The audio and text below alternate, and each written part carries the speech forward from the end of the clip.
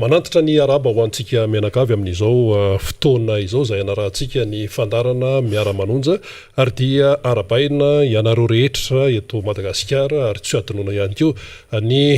any amin'ny tafindrika rehetrarehetra ny Amerika, Eropa, Afrika hatrany Azia rehetra iny dia arabaina daholo amin'izao fandarana Miara Manonja izao. Maromaro ny lohahevitra hoentiny eto ary ao anatin'izany no hitondrana fanadihadiana, famakafakana ary fanazavana isan-karazany ihany koa satria izay famakafakana sy fanadihadiana sy hoe fitondrana vaovao isan-karazany izay dia tena ilaitsika tokoa amin'izao fiainantsika tena manahirana sy latsaka katerena izao ka tsy afaka jerena fotsiny sy ny hoe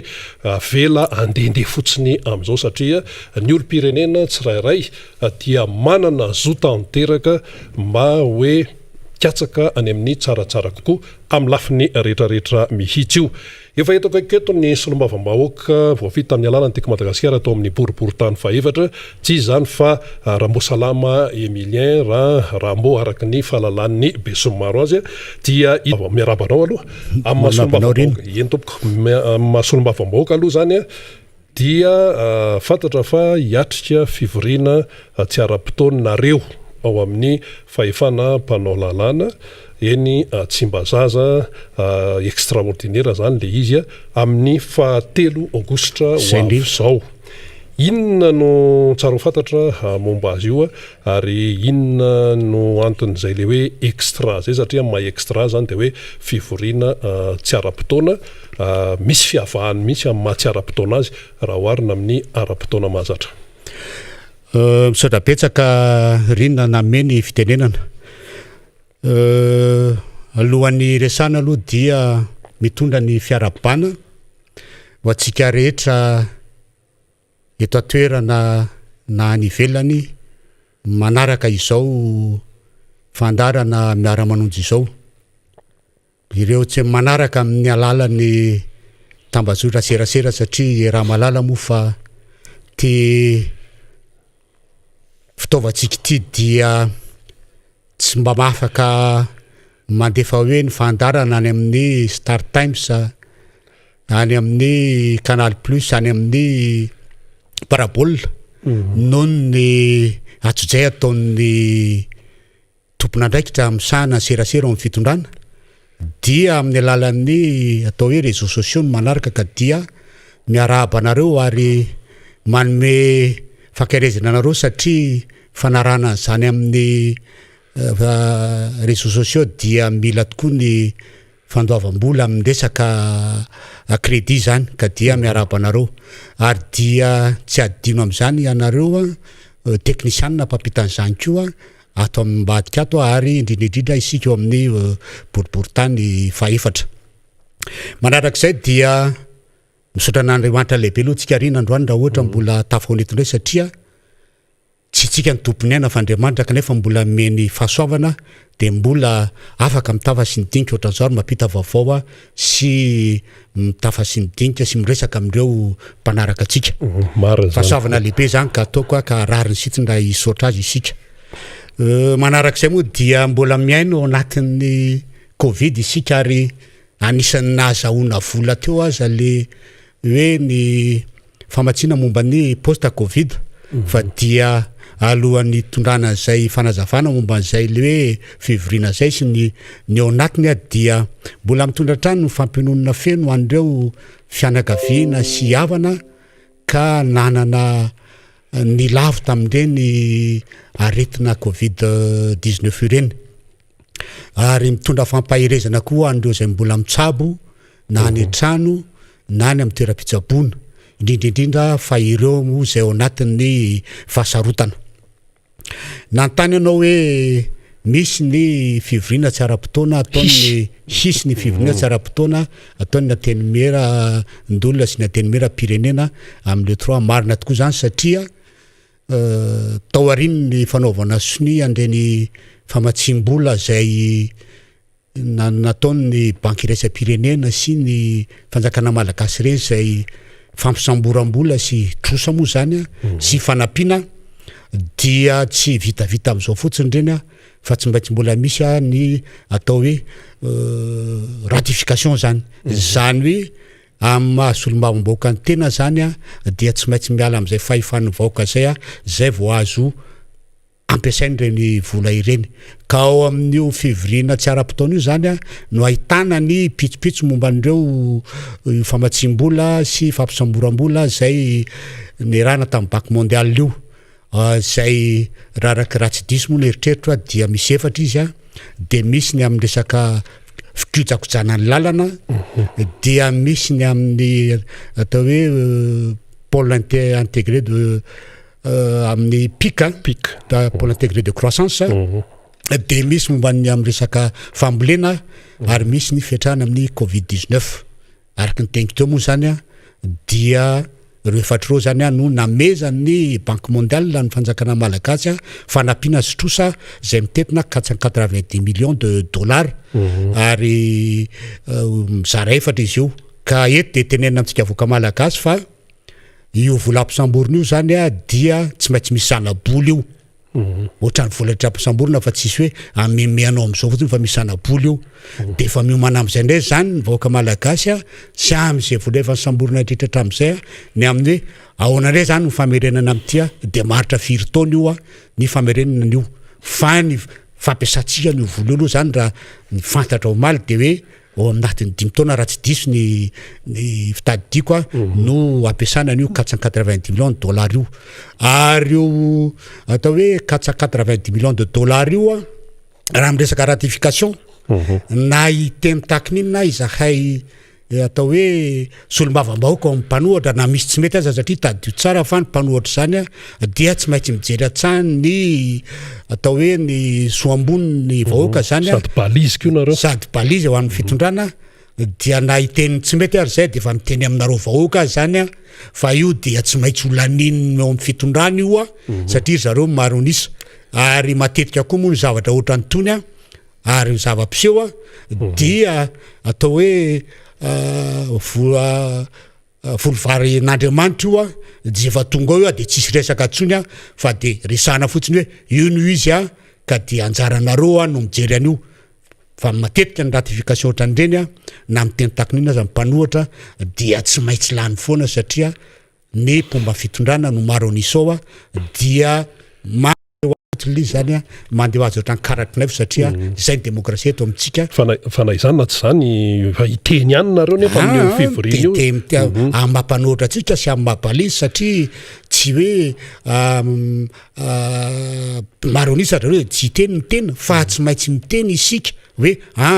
sao de tsy mety kosany zao ahoana marina tena andaninareo ny vola hoan'ny covid-19 io firy nanaovana ny vaccine vitanina vaccine firy nanaovana ny test firy no anamatsina ny olona sy ndretrarehetra ny any amin'ny lalana ko ohatran'izany ny any amin'ny fambolena ko ohatran'izany aroan'izany ko ny any amin'ny pic na amin'ny pôle intégré de croissance hoe ohatrinona vola omenareo ny amsehatry ny tourisme ohatrinona ny mandery amin'ny ny agri business ndretra ohatran'izay zany izy tsy maintsy resana ohatran'izay fa de efa miteny amintsika vahoaka fa tsy maintsy olanindrareo raha misy ana fanakianina ty raha hitana fa tsy mety de tsy maintsy olano satria maro anisa ao dia ny mpomba fitondrana ka na hiteny na inona de tsy maintsy olano io fa ianjarany kosa tsy maintsy miteny aminareo hoe zay de iady raha vao tsy mety amin'ny eritreritra izy sy amin'ny tombotsoan'ny vahoaka de tsy maintsy hitondra fanakinana izahay ka ino nisy le soniny zany le natao maly miresaka tsika hoe banque mondiale fa atreto aloha le fampiasana efa maro zay sonina atao zay fa betsaka zay voly zay fa le fampiasana azy mihitsy no ametrahan'ny olona fanontaniana amin'izao fotoana zao ary ny tena goavana de hoe inona no fiatraikan'ireny any anaty vilanin'ny olona satria raha ny fiainam-bahoaka aloha zany zao de hoe milatsaka ihany eo amin'le fitantanana mihitsy ny tena tian'ny olona zany mba hoe asiana fitenenana mafimafy na hoe vola takinina raha no tonga eto amintsika ka zay solo-mavamboaka rina rabe mananjara solo-mavamboaka hoe mpanangatanana fotsiny fa tena solo-mavambahoaka manatanteraka ny andraikiny adilitsinina fa fanaraha maso andraikitrareo mantsy zay le hoe manara-maso ny fanara-maso ny asany mpanatateraka ny amin'ny fampiasana andro vola tsirairay reo ny amin'ny atsipria mihitsiny zany hoe tena mandeha marina any amin'ny fanalana ny fahasaranam-bahoaka ave io zavatra io a tena misy fiatraika amin'ny marina any anaty vilaniny vahoaka ave io zavatra io a sa mandeha am'izao fotsiny a dia tsy miditra any amin'ny atsipria fa mandeha resaka atao hoe en gros izy fitenenana zany fa dia amin'ny akapobe amin'ny fotsiny ka raha misy fanontaniana hoe ahoana marina tia ahoana fandaninan'ny volan covid-19 dia tsy maintsy takina ny hoe mandeha amin'ny atsipria ny zavatra io a fa tsy andeha atao hoe safo be matiny fotsiny hoe zao ny lany tary zao mena ny jeune expert novana ny jeune expert zao fa tena ilana mihitsiny a ny amin'ny tsipriana izy io a de ohatran'izay koa ny amin'ny hoe ny amindreo sehatra fa sasandreo a ilaina miditra amin'ny atsipria mihitsiny hoe inona ny tena mitondra ny le fampandrosoana sy indretrehtra fa tsy hoe iny ameny banque mondiale dia menany ary amin'ny agriculture zao a ary amin'ny pika zao ary amin'ny fanamboarana dala zao eo de tapitra fa tena ilaina atsipriany hoe tena misy fampandrosoana marina ve any fiatraikany any amin'ny izy distrika sy any amin'ny anaty vilaniny vahoaka io vola hoenan'ny fanjakana malagasy miresaka an'izay indrindra ianao solobavambahoaka raha mosalama Emilien hoe misy fiatraikany any amin'ny isa-tokantrano misy fiatraikany any amin'ny distrika raha tsaroko tsara misy miteneniny ny mpitondra fanjakana ny amin'ny hoe atao mitovy ny fampandrosoana ny isaky ny distrika moa zany ny voalaza tamin'izay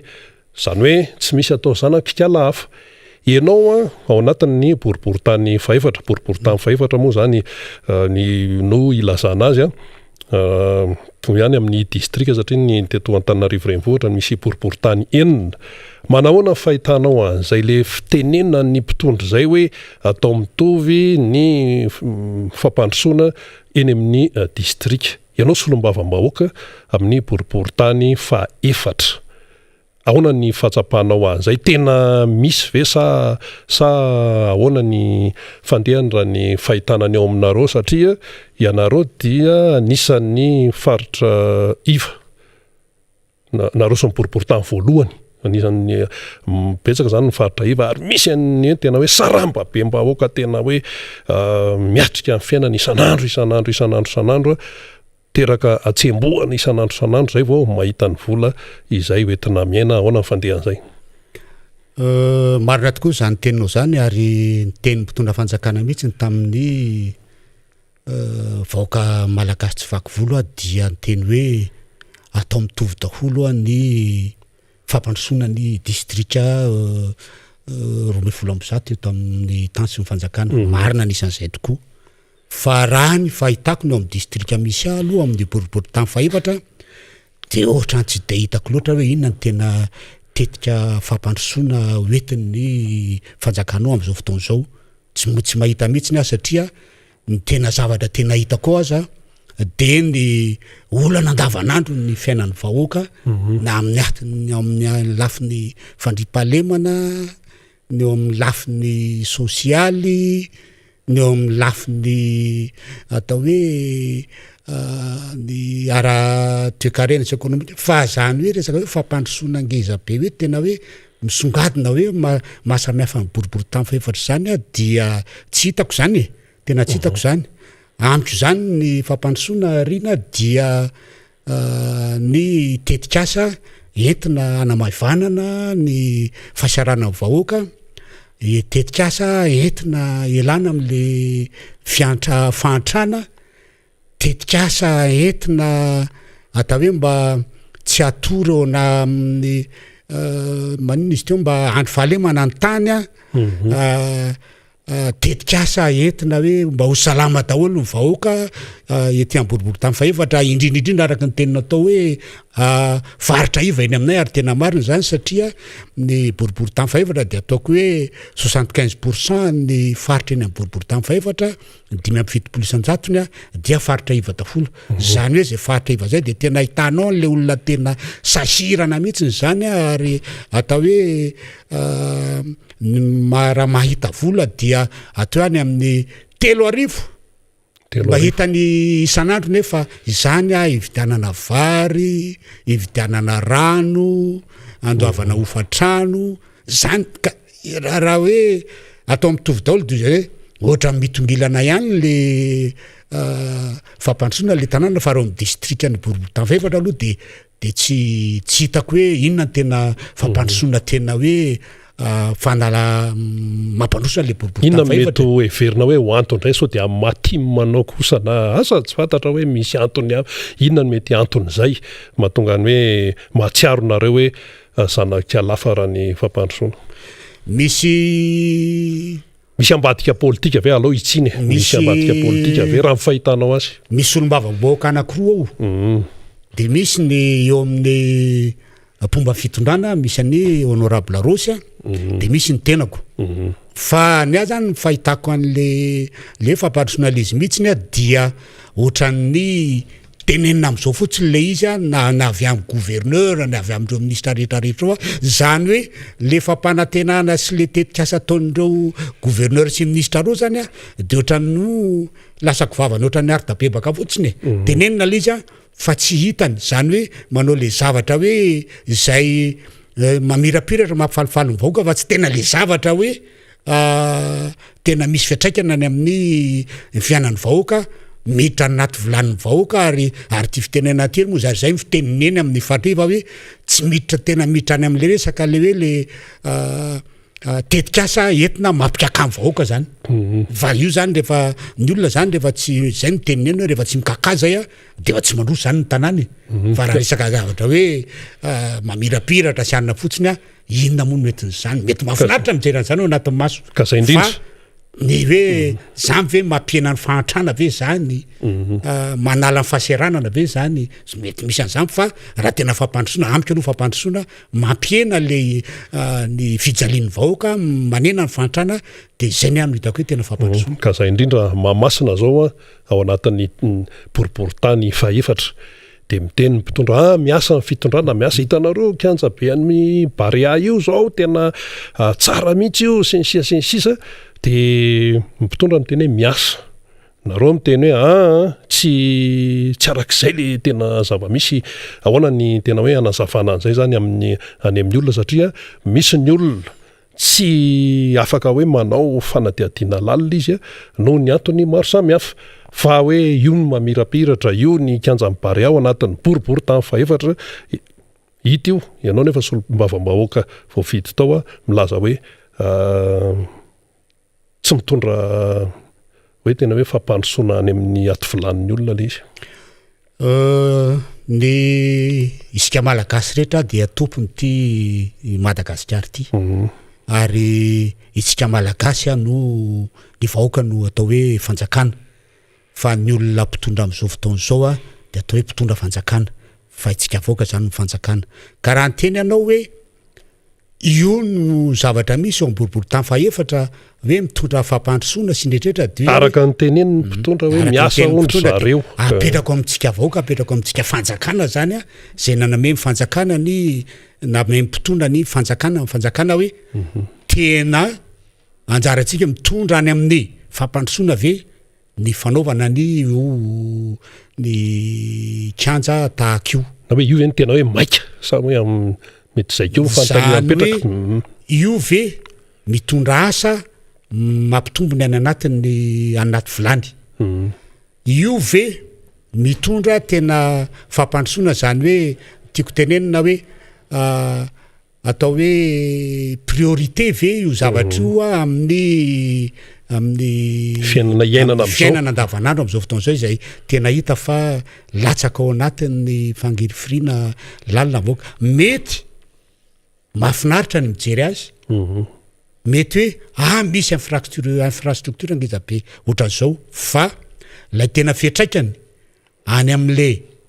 vilan'le vahoaka any amin'ny mampiena le fahantrana zay ve no tena kendreny zavatra io sa ao anatiny hoe ohatra ny firenendehibe rehetrarehetra ohatra ny firenena rehetrarehetra Madagasikara dia tsy maintsy manana kianja atao hoe kianja ohatran'io kianja mifitendreo hoe kianja manara-penitra ny azy ao raha fahitako zao de zao hoe raha à la place ny kianja manara-penitra io zao zay fitendrareo azy de mamaika azy zao ary hoe isin'ny fampandrosoana eto amin'ny boriboritany faefatra zany de mamaika azy zao de ny atao hoe jerena izako mivokotany antolo ve ny EPP satria tadio tsara fa ny vahoaka malagasy ane ka ny 70% malagasy ane ka tanora misy EPP ve any amin'ny fokotany tsirairay ihany nefa za de miteny aminao eto hoe raha ny fokotany eo amin'ny boriboritany faefatra tompoka de mbola misy fokotany efatra tsy manana EPP fa dia manao lalana atao hoe 20 minutes 30 minutes miala amin'ny fokotany zay vao tonga any amin'ny EPP ianara le ankizy zany hoe eritrereto tsara zany amin'izao andro mangatsika sy efa fantrany vahoaka zao mbola andeha 20 minutes makany de 20 minutes miverina de mifo amin'ny firy zany le ankizy andianatra amin'ny EPP azany ampy ny fampandrosoana de mandeha koa hoe manahoana ny resaka hoe momba ny fahasalamana ampy ve ny CSP2 atao amin'ny boriboritany faefatra zany tokony jerena zany tokony atao hoe entina fampandrosoana ny distrika zany any zany lara-pahamehana amiko raha ny CSP2 eto amin'ny boriboritany faefatra dia tsy misy anankitelo fa anankiray ihany no azo andraisana marary ary ny hoe nisany farafara fandraisana marary am'zany eo amin'ny CSP2 namotana de vitsy de ozy hoe zavatra ohatran'izany zany mila pina ao amin'ny boriboritany faefatra de ohatran'izay koa hoe na miresaka tsy fandriam-pahalemana firy ny poste de police misy eto amin'ny boriboritany faefatra poste de police misy eto amin'ny boriboritany faefatra dia anankiroa ny ray eny Anosipatrana dia ny ray eto Mahamasina fa efa navity zay ary ny tenako zao no nanao an'izany poste de police eo amin'ny fokotany ny Madera namotana zay isahana ny amoron-dranorehetra fa hatramin'izao zany de mbola tsy meno ny ministre ny filaminana anaty police zay nefa ny trano de efa voninao ary nandaniana vola be tokoa nanaovana azy de mbola voninao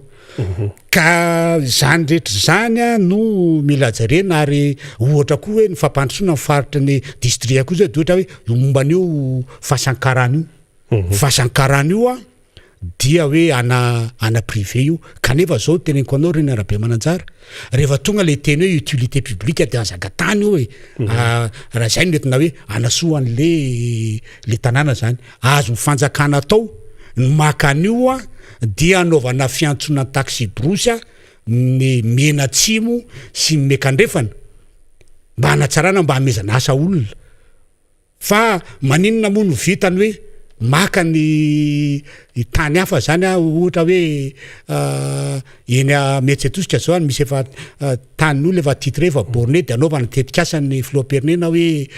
Tanamasoandro de men'ny olona izy de tsy hoe pour utilité publique de alaina izy de nomen'ny olona de andamizena le olona ka maninona fahasankarana tsy ataon'izany satria ve hoe ana karana mpanefefeto karana mpiara-miasa amin'ny fanjakana de tsy azo atao maka an'izay fa ny vahoaka no izay sehatra ny fitaterana rehetra sy ny olona manodidinao no hoterena ifindra eny amin'ny fisandratany eny Ambomanambola ka maninona rio no zavatra ohatran'izany zany tokony entina hitondrana fampandrosoana eto amin'ny boriboritany zany hoe lalana mivoaka n'Antananarivo RN7 RN4 RN3 RN2 fa tadio tsara ry Miara Manonja fa tambola fotoanany ramatoa lalora valomanana ben'ny tanànan'Antananarivo no nanaovana an'ireny tetikasy reny ary tamin'ny tena koa lefitra voalohany ben'ny tanàna tao nanao soniany io fifanara hoe reny natao fampandrosoana de fa atao hoe continuité de l'état reny zavatra eny fa raha amin'ny am'izao aloha de tena mbola tsy nahita mihitsiny koa de hoe tena tetikasa hoe mivantana zany entina ampandrosoana le boriboritany faefatra ny any ambadika any amin'ny district hafa any zay no tsy fantatro fa ny alo mifantatro fa misalo de tsy nahita zay ny olana moa zany saika mitovitovy daholo fa ny ao amin'ny boriboritany faefatra no tenen'ny député Rambosalama Emilien teo fa ity fanontaniana anankiray efa nanitikitika hatramin'ny ela mihitsy fa ho apetraka aminao le isiny fa ahafantarana anao hatramin'izay nandritra ny fotoana maro de ianao miaramila zao ianao mpanao politika tena mpanao politika tena arak'izay raha ny fomba fanazavana sy ny sisa inona ny tena natonga anao zany anao an'izay le hoe fiovapenitra atao hoe mahery vaika izay zany satria betsaka ny olona nanontany an'izay dia mba hoentiko aminao le izy indray tsy hitako niditra tao amin'ny navitany fianarana tao amin'ny collège Masina Mosely moa zany ny tenako tamin'ny taona 577 dia niditra tao amin'ny politaona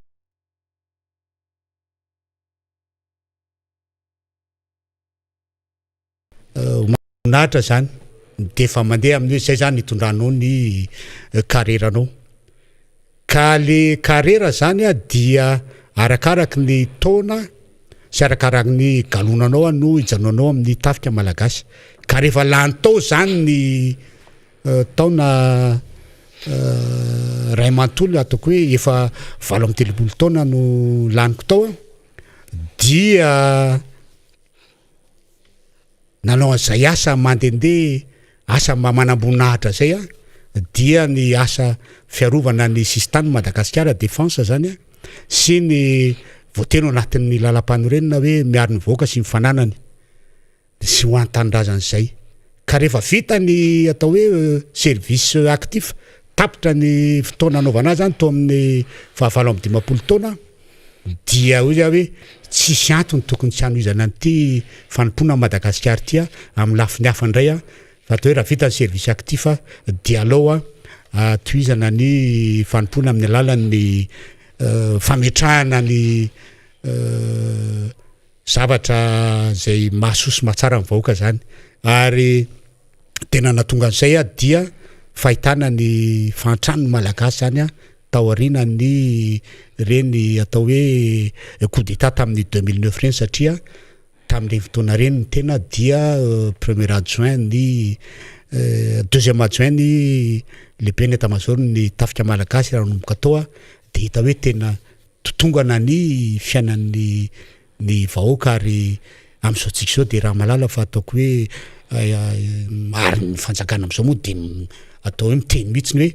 raha ny taux de croissance atsika malagasy any amin'izao fotoana zao de moins 4,5 izy raha tsy diso na moins 3,8 tsy tadiditra ka dita zany fa tena miiba zany ary hita zany fa tena mitsala voka ka nena zay nanaovana politika alova tena mba hametraka mihitsy ary tena mba isolo tena an'le vahoaka ary nampiny vahoaka amin'izao fanitrana zao de zay ny antony anaovana an'le politika nanomboka atao amin'ny lefitra voalohany be ny tanàna na Tananarivo zay tsy moramora koa mitondrana Tananarivo ay efa namana faniriny eto fa de miarabanao faniry tonga soa de mitondra an'izay tao amin'ny lefitra voalohany be ny tanàna na Tananarivo de avy eo moa dia arak'izay hoe lanja miakatra zay firina de hoe aloha am'izay tena mba metraka zavatra ho an'ny tanàna satria efa betsaka ihany ny olona teto amin'ny tena boribory tamy fay mbola tsy hita inona tena zavatra tena songadina tena de aloha mba metraka zavatra ho an'ny tanàna sy any amin'ny tanàna be fa mba lehibe teny ihany tena de tsara mba homena valim-babena ny vahoaka eny amin'ny tanàna misy any tena zany zay le fantaniny indrindra be mananjara tao namana faniry fa dia mbola mamerina indray fiarabananao tonga soma tsara manatevin-darana eto amin'ity Miara Manonja ty eny ary miaraba solomavimoaka ny Madagasikara Rambo Salama Emilien za rehefa mahazatra any moa le hoe député Rambo de zay no anarana feno hoe Rambo Salama Emilien eniko tokoa ny fanontaniana nataon'ny Rina Arabe Mananjara satria betsaka no mametraka an'izay fanontaniana zay hoe manamboninahitra dia miditra misetra ny fanaovana politika dia makadity satria samy ho an'ny tanindrazana daholo na anma miaramila manamboninahitra miaramila na ho an'ny tanindrazana koa adidy amin'ny mahasolombavamboaka ny Madagasikara zay ary zay aloha vitanatra amin'ny farany mihitsy no de mandrapitsipomy maso namana faniry de atao ho an'ny tanindrazana de miaraba atsika rehetra eran'izao tontolo zao manaraka ty fandarantsika ity efa milatsaka ao amin'ny direct ny Facebook eo ny fandarantsika ilay omaly iny zany satria voelingelina tamin'ny resaka connexion itsika efa mikariko avaolana lafiny izay ihany koa zany tsika mba tsy de tena hoe mentehatra amin'ilay opérateur zany satria tena mijaly isika any ampitan-dranomasina any efa manaraka amin'ny YouTube koa tsika ary de betsaka ny mandefa ny afatra ty amintsika anaovantsika tsetsatsaratra kely député Rambo Salama Emilia zany dia misy ny fitokonana sy ny fihetsiketsehana amin'izao tsika miteny zao etsy Analakely sy Berurika ataon'ireo mpivarotra amoron-dalana zany zay mitodika makany amin'ny fitondram-panjakana amin'ny alalan'ny tanàna Antananarivo moa zany fitokonana zany satria dia matsapa sy matsiaro tsindrazolena sy zavatra marobe ireo mpivarotra amoron-dalana ireo ary dia misy ireo manakatona tsena zany mikirurika soufflé sy ny sisa zany atao tsiaritra zay satria tsika moa l'antenne dia misy ny vaovao dia ifampizarantsika zany zay vaovao amin'izao fotoana zao fa te handray kely an'le resaka fa tsika raha tsisy ny fiovana amin'ity anio ty zany dia ho raisina amin'ny antso atarby mivantana io zany solombavambaoka namana fa mbola mandrindra ny lafiny teknika tsika amin'izao fotoana izao alohan'ny teny hidirina an'izay deputera Amboasalama Emilien ianao teto dia ny resaka momba n'le Covid-19 satria izy ty resaka tsy mety vita dia ny resaka n'le séquenceur dia ny resaka ihany koa député Randrena Stanislas tsy manalavitra anao ihany fetsy amin'ny 2e arrondissement fa nakaiky amin'ny 4e arrondissement ihany dia ny teny amin'le hoe rehefa salama amin'ny vahoaka dia afaka mamokatra ary tsy vita an'izay fa zava-dehibe ny fitaovana hiatrehana an'ity Covid-19 ty ka anisan'ny resahany zany tamin'ireo solombavambaoka teto hoe tena jerevo le fitaovana fa raha izao fanantanana ny aretina izao indray dia mety anahirina antsika ka mba efa tokony haka expérience voalohany faharoa ilay fitondram-panjakana raha mbola mieritreritra fa zava-dehibe zany hoe fanavotana vahoaka anatiny tony aretina tony dia everiko deputera Amboasalama Emilien fa mbola hanakambara ianao amin'ity Covid-19 ity ny faraparany teo dia amanjato n'ireo testana tao zany dia tanoany amin'ny 920 na 20 tanoany ireo tratran'izay valana aretina tsimokaretina Covid-19 zay zany hoe moyenne zany tsika mavita eo amin'ny 200 test par jour eo zany vitsy de vitsy kely de kely zany zay moa ny zava-misy araky ny tatitra tamin'ny reo eo anivon'ny ministera ny fahasalamana fa ivadiako amin'izay resaka zay hoe inoko satria samy saripady amin'izao aretin'izao daholo tsika ianao raha teo solombavambaoka miezaka mitsinjo vahoaka anatin'ny boribory tany misy anao zay andreketanao fa everiko fa manakambara amin'ny mahavahoaka malagasy amin'ny solombavambaoka ny Madagasikara deputera Amboasalama marina tokoa zany namana faniry ary amin'ny solombavambaoka ny tena ary asan'ny solombavambaoka ny atao hoe ny m'interpeller na mangataka fanazavanany amin'ny mpitondra fahefana mpanatateraka momba ny asany ary tadio tsara fa ny resaka fahasalamam-bahoaka zany dia anisan'ny adidy telo goavana tsy maintsy anisan'ireo adidy telo goavana tsy maintsy jereny ny mpitondra fanjakana zany dia ny fahasalamana vahoaka fiainina ny vahoaka ka tsika tsy afa-miala amin'ny rehetrarehetra tsika satria ny Covid-19 dia aretina mahazo atao hoe valina aretina mahazo n'izao tontolo zao ary raha amin'izao fotoana zao ny vaovao eny farany dia efa any amin'ny firenena 410 amin'ny eran-tany nefa misy an'ity variant delta ity izay atao hoe tena arety mandoza mihitsy fa tsy ohatry an'le taloha tao hoe mbola mahandryandry 2 andro na 4 andro vao mipetaka fa ty zany tena amina ora mihitsy zany rehefa tsy mitandrina dia tonga dia fa eo ndraisina araka ny tenin'le vatapaty tsy mihitsy vatapaty ny soavina veloma maritany rehefa tsy mitandrina ka eo indrindra zany no tiako voalohany indrindra hoe hoaniny mpitondra fanjakany zay adidina roa mihitsy miahy ny fiainan'ny malagasy mijery ny fahasalamana ary eto moa dia ataoko hoe misaotra an'Andriamanitra lehibe tsika fa tafiditra tamin'le 490 millions de dollars tao vaccine ny vola etrena ny Covid-19 zany amin'ny resaka fietrena ny fiadina amin'io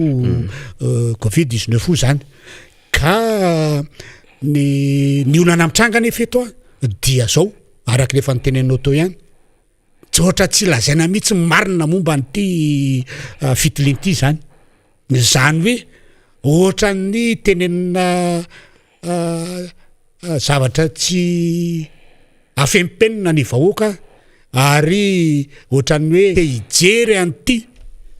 fahasalaman'ity vahoaka ity ny mpitondra fanjakana tena mitsinjo ny fiainam-bahoaka zany dia tokony ataony marobe ny fanaovana ny fitiliana testa zany satria arakaraka ny fanaovana no marobeany no ijereny no ivoany hoe zao no mitondra ny tsimokaretina sy ndretrarehetra ary tadio fa io covid-19 ane ohatrany voalavo raha olona anankiray mivoany io misy folo manodidina efa mitondratondra an'iny na atao hoe tsy marary aza efa karazana hoe porteur sain ary indrindraindrindra hoe ty variant delta ty izay rano vaovao eny moa zany hoe etreto fa ny firenena matanjaka zany zava-miseho 40% ny olona vo amin'ny la Frantsa zao de io variant delta io daholo nefa tadio tsara fa ny frantsay efa misy 30 millions mahery no vita vaccine ny navita dose anankiroa ary aty amin'ny 20 millions mahery aty no dose voalohany ketreto am'zany zany ty variant ty ratsy be ty ka ozy hoe io le hoarahanay maso akaiky mihitsiny io le vola famatsinany io le sika covid-19 nataon'ny banque mondiale io satria tsy olalovina ny fiainam-boaka ina hoe fanaraha maso akaiky am'zany dia mila atao malaky atao marobe ny fitiliana tsy hoe tsongotsongaina fotsiny hoe ary anana misy ka de ataony arina misy ka tena aloha feno tanteraka mihitsy ny eran'ny Madagasikara fa tsy tsongolony satria io tsy misy hoe eto fotsiny ano amelina eto fotsiny ano amelina araky le sangisangy drala hoe ay moa zany amin'ny fotoana amin'ny couvre-feu zany tena mandeha satria am'izay tsy mahazoka fa feno ny eran'ny Madagasikara de atao betsaka le fitiliana de manaraka an'izay tena mba mila ferana koa le fidiran'le olona eto tena tsy azoko tsony tiry voaingana nisy fiaramanidina niditra ndraiky eto Madagasikara juillet to zao de nisy 92 nefa midiny sistany midiny sistany hoe reo olona reo zany le tafiditra anaty lela zainga premier ministre hoe technicien ambony mpanao fanatanjahantena amin'ny raisam-pireneny diplomaty andevina fianakaviana tsy anatriny zany hoe manambany le fahorin'le olona fa hoe tena le fandevenina le fianakaviana ve tena zava-dehibe sa le fitsonjovana le hainy vahoaka ka eo zany malasa ny eritreritra hoe ohatrany tsy mahay makalesona mihitsy ny tsiky ty tam'y voalohany tam'y première vague eo na tonga première vague de tara mifanidina le sistany nefa ny filomarika rahavalomanina ny teny hoe idio fa mainy tanàna raha vo iny tonga eto ny covid tara androandro sa firandro de iny nataony tonga ndray ny deuxième vague de io ndray de misy le resaka hoe efa misy fanarahana tamin'ny era français de misy afaka mitondra ny olona mivoaka de miditra makady sy ndretrarehetra iny jerevo ny fetreana tamin'ny deuxième vague zay tsy fantatra tsony moa hoe le ministry ny fitaterana ave matavavoaka baolina sa ahoana fa de rehefa nantaniny mpanao gazety izy nantaniny Fenitsoa Gasikara Fenitsoa momba an'iny dia ohatran'ny alabaly izy ary ohatran'ny ministry ny serasera zay mpitondra teny gouvernement andray no avocat tao koa za hoe tsika ona tsy mandray lesona mihitsiny zao ndray tia mbola ny troisième vague de marina fa mbola tsy eto amitsika ny troisième vague kanefa efa miodeo de ombadika eo amin'ny nosy manodidinao ny ary tokony ampamailaotsika zay ary tsika nefa raha fitaovana de mbola miakin-doha man'olona ihany fahafantarana izy io satria raha ny la deuxième zay laboratoire malagasy zay tenenao vaccine séquenceur mbola tsy fa de tsika hoa maharaky le fitenina hoe tena mbola misaotra an'Andriamanitra mbola fantatr'Andriamanitra foana zao fahorin'ty malagasy ty de efa manana ny fitilino io zany zao ny Institut Pasteur de mino fa tsy de ho fantatra am'izay hoe ina am'izay ny tena variant eto hoe variant sud-africain ve ny eto variant brésilianina ve ny eto efa tonga eto ve ny variant delta zay avy any andio sa le mbola le covid ray beny io ka io zany ny tiako tenenina hoe itsika malagasy rehefa tsy mitandrina de aza gaga raha tonga eto ny variant delta satria ohatrany goragora mihitsy ny fandehan-draharaha eto ohatrany goragora naoko an'izay kaboty avy any Nosy Comore de hoe napetraka eny atao mizany quarantaine za pendant 15 jours de efa misy olona anankiray vony ary tady io tsara fa ary mpivandramasina zany any ao anatin'ny zao atao anatin'ny resaka tafika afaka mitsoka amin'ny lakana de mitsofoka aty ary tady io fa io atao hoe plage ny mahazo anga io miala aty amin'ny port maraba tonga any amin'ny grand poivroine avarany sy ndretrarehetra any tsy isy hoe miaramila tsirairay na gendarme tsirairay na polisy tsirairay iambony eny ka hoe tsy ahitan'izay lakana miditra ao sy nydretrarehetra fa afaka miditra ny olona zay zay any tena zava-doza ka hoy za hoe itsika rehefa tena tsy mitandrina tsika de nitaraiky ka ny ambitry zany dia tsy misy afa-tsy mivaksiny faniry tsy misy afa-tsy zay vaksiny io ihany mila atao angana zany eto Madagasikara tsy maintsy atao zany vaksiny na iza faly na iza tsy faly fa tady io tsara fa ny olona fanerasera rehefa vita vaksiny daholo de 4% ny atao hoe mety idiran'ny fifindrany le Covid-19 zany amin'olona fa raha tsy vita vaksiny ianao de 59,5%. Tsy aleoko manao vaksiny de mba 4% de mba milanona to zay itebiteby isan'andro laveto davo mangarangarana kely ny tenda de eo de hoe inona indray ty mananana kely de inona ty kanefa zay inona ty zay na ny fianakaviana na ninona de fa moralement efa voa sy ndretrarehetra ary teneniko zany hoe amin'ny resaka Covid ihany de hoe ko fantatra ndrehetra ary tokony faly isika zany fa efa nekeny ny Union Européenne zany ny Covishield zany ny vaccin ary tady tsara fa filomarika raha nanao an'izany vaccin zany ary anisany atao hoe misy diatanany dia tsotra teto amin'ny ady teto amin'ny firenena ny hoe mba azahotsika an'io Covid sy ny hoe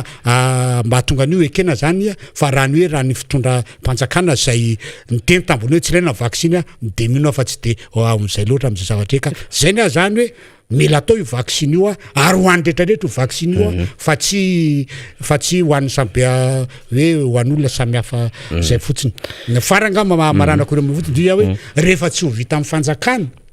ny ame vaccine rehetrarehetra de misy olona afaka mividy eto de mba meo fahalalahana le pharmacie le mpandrarah reny zany ividy vaccine fa nareo fanjakana manaramaso de ny olona mividy amin'ny zavatra zay mba samy ahazo daholo ny rehetrarehetra vita vaccine amin'ny zavatra zay ary mba tsinjarana tsara io vaccine ho tonga eto na ny Covishield na ny Janssen fa tsy atao miresaka any ambadika any fa dia hoe zao ny fitsandrana ty 165,000 doses dia zao ny fitsandrana ny dose ny Covishield zay ho aveto zay angamba ny tiako hoe amafisina kely momba niny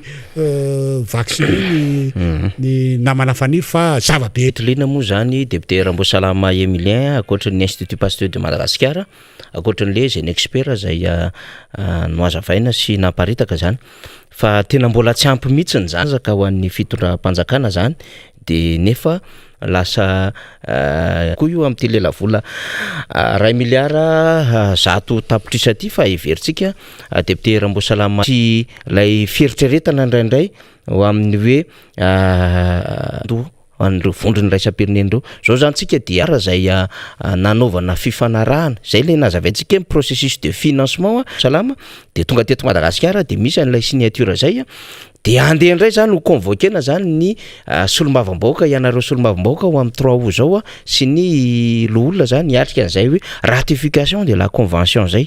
ny extraordinaire tsara mampafantatra an'izany ho antsika voaka malagasy fa ny ordinaire zany de efa misy budget zay etoan'ny anivon'ny assemblée nationale zany hoe ny fivoriana ara-potoana de ny indroa aty amin'ny volana mai jona aty anaovana ny loi de finances rectificative dia ny aty amin'ny octobre novembre décembre aty ny atrehana ny fivoriana faharoa zany indray zany de les sessions budgétaires de ny session extraordinaire ohatran'izao zany araka ny filahan'ny fanjakana dia ny gouvernement no miantoka ny fandanina zany session extraordinaire zany ataontsika fanamariana kely zany mba ho fantatry ny rehetra fa rehefa mahita anao eto député Rambosalama satria efa hiditra ihany namana feno de feno ny zavatra fanazavahanao teo ny mahazo anao koa am'le fandaminana de isan-kerinandro de mety manana fanazavana ianao amin'ty resaka fandaminana vaovao zone na sécurité sy ny défense anatin'ilay restructuration ny tafika malagasy ty aty izy moa zany efa miova an'le hoe armée de terre anabakabaka an-dranomasina sy ny sisa raha état-major izy teo aloha teo zany ka te antany mihitsy amin'ny sehatra nasionaly député Rambosalama Emilien zay mahasolo mamboaka Madagasikara anao anao hoe tena mandry lavoloha ve satria tsy lavoloha le insécurité zany tena miaina am'izay ve zany voaka malagasy raha mijery ny tena fanjakana amin'ny fandimby rehetrarehetra manahoana fijery ny député Ramboasalama Emilien par rapport amin'ny fanjakana teo aloha ny lafiny tsy fandripahalemana amin'izao fotoana izao. Raha amin'ny lafiny tsy fandripahalemana aloha mihoatra amin'izao fotoana izao dia ataoko hoe meratsy amin'izao fotoana izao ary tsy afenina zany satria tsy misy andro na iray aza tsy siana asandalo sy von'olona sy fanendahana sy indrindra rehefa mety resaka tsy fandripahalemana ary amin'izao fotoana izao koa dia tsy arakaraky le hoe fanaovana an'le restructuration an'le tafika sy ny gendarme zany ny zava-misy amin'izao fotoana izao fa tena vao mainka mirongatra ary atao hoe refesin'ny olona mihitsy zany ny voaka malagasy ny tafika ka ny hitako mahatonga an'izay efa misy ezaka zany ataon'le mpitondra ary amin'izao fotoana izao moa ny ministra ny atao hoe ministra ny fiarovam-pirenena de efa mitety faritra mihitsy manao ny zavatra io fa io araka ny teniko hoe tsy vitany hoe fanovana ny rafitra zay hoe arahana satria zay no zava-misy amin'izao fotoana na hoe fitetezana faritra na fanaovana trano fa eo amin'le hoe le fijerena ny zava-misy le paikady atao mihitsiny zany ny tena tsy mety ohatra zao za zao raha za zao nijerena hoe Madagasikara zao nosy de ataoko be de be zany amafisiko mafimafy koa zany ny fijerenany any amin'ny sistany ny any amin'ny piano sistany ny any amin'ny tafika andranomasina zany tafika andranomasina zany azo sy ny hélicoptère zany tafika andranomasina zany any misy fusée marin zany afaka mijery satria tadio tsara fa resaka fiarovam-pirenena zany tsy resaka hoe miaramila fa hatramin'ny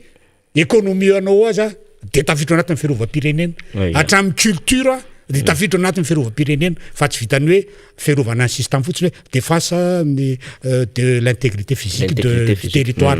fa tena ao anatiny daholo ka le paikady mihitsy zany mila ajerena ary arahana amin'ny toetrandro amin'izao fotoana izao raha tsy ohatra fotsiny zao hoe ahoana mba tsy hidirany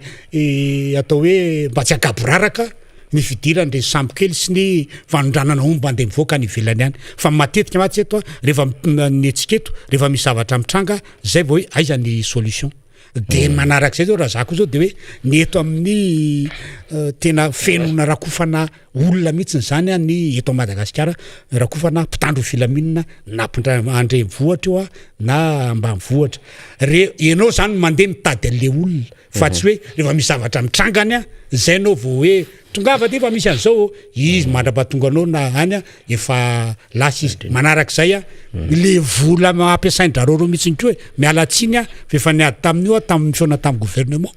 hoe vola mampitany tsy ampy zany hoe metimety koa ve ny fanaovana ny terrain isaky ny distrika sa ny fampitomboana ny vola ho an'ny fandripahalemana zay tena zava-dehibe rehefa mandry fahalemana zany hoe de afaka manao ny rehetrarehetra mandro mafampandrosoana sy ny rehetrarehetra fa resaka terrain zany ianao tsy marina fa hoe mahafahasalamana fa tsy zany lara-pahamena raha amitra fa resaka fandripahalemana sy resaka fampandrosoana de ohatra an'izay koa araka ny teninao atao hoe tsy milamina mihitsy ny ty de za hoe mila ampiana le olona de mila omena asa koa le olona satria tadio tsara fa matoa misy ny tsy fandripahalemana de tena lalina loatra le fanatran'le olona tsy mananasa noho ny atao hoe tsy fijerena akaiky anatin'ny ataon'leo fitondrana mpanatedeka amin'izao fotoana izao ka zay angamba ny ataoko hoe azo resana momba ny zavatra iny fa maraparanasika rehefa avy eo fa ny raha ekeny député Ramboasalama ataontsika aloha hevitra amin'ny manaraka mihitsy io satria misy tena zavatra be tokony ho resahana mihitsy ty resaka engagement ty amin'izao fotoana izao raha azoko tsara zany fanazavan'ny député Ramboasalama Emilien dia mila mijery ny stratégie adapté sy adopté ny situation amin'izao fotoana izao zany i Madagasikara zany ka itsika moa mbola mila iresaka ny lavabe mihitsy satria itsika manana raha ijerizay zavatra de teo hoe tenao amresaka lalàna mihitsy zany mila jerena ary hoe ahoana ny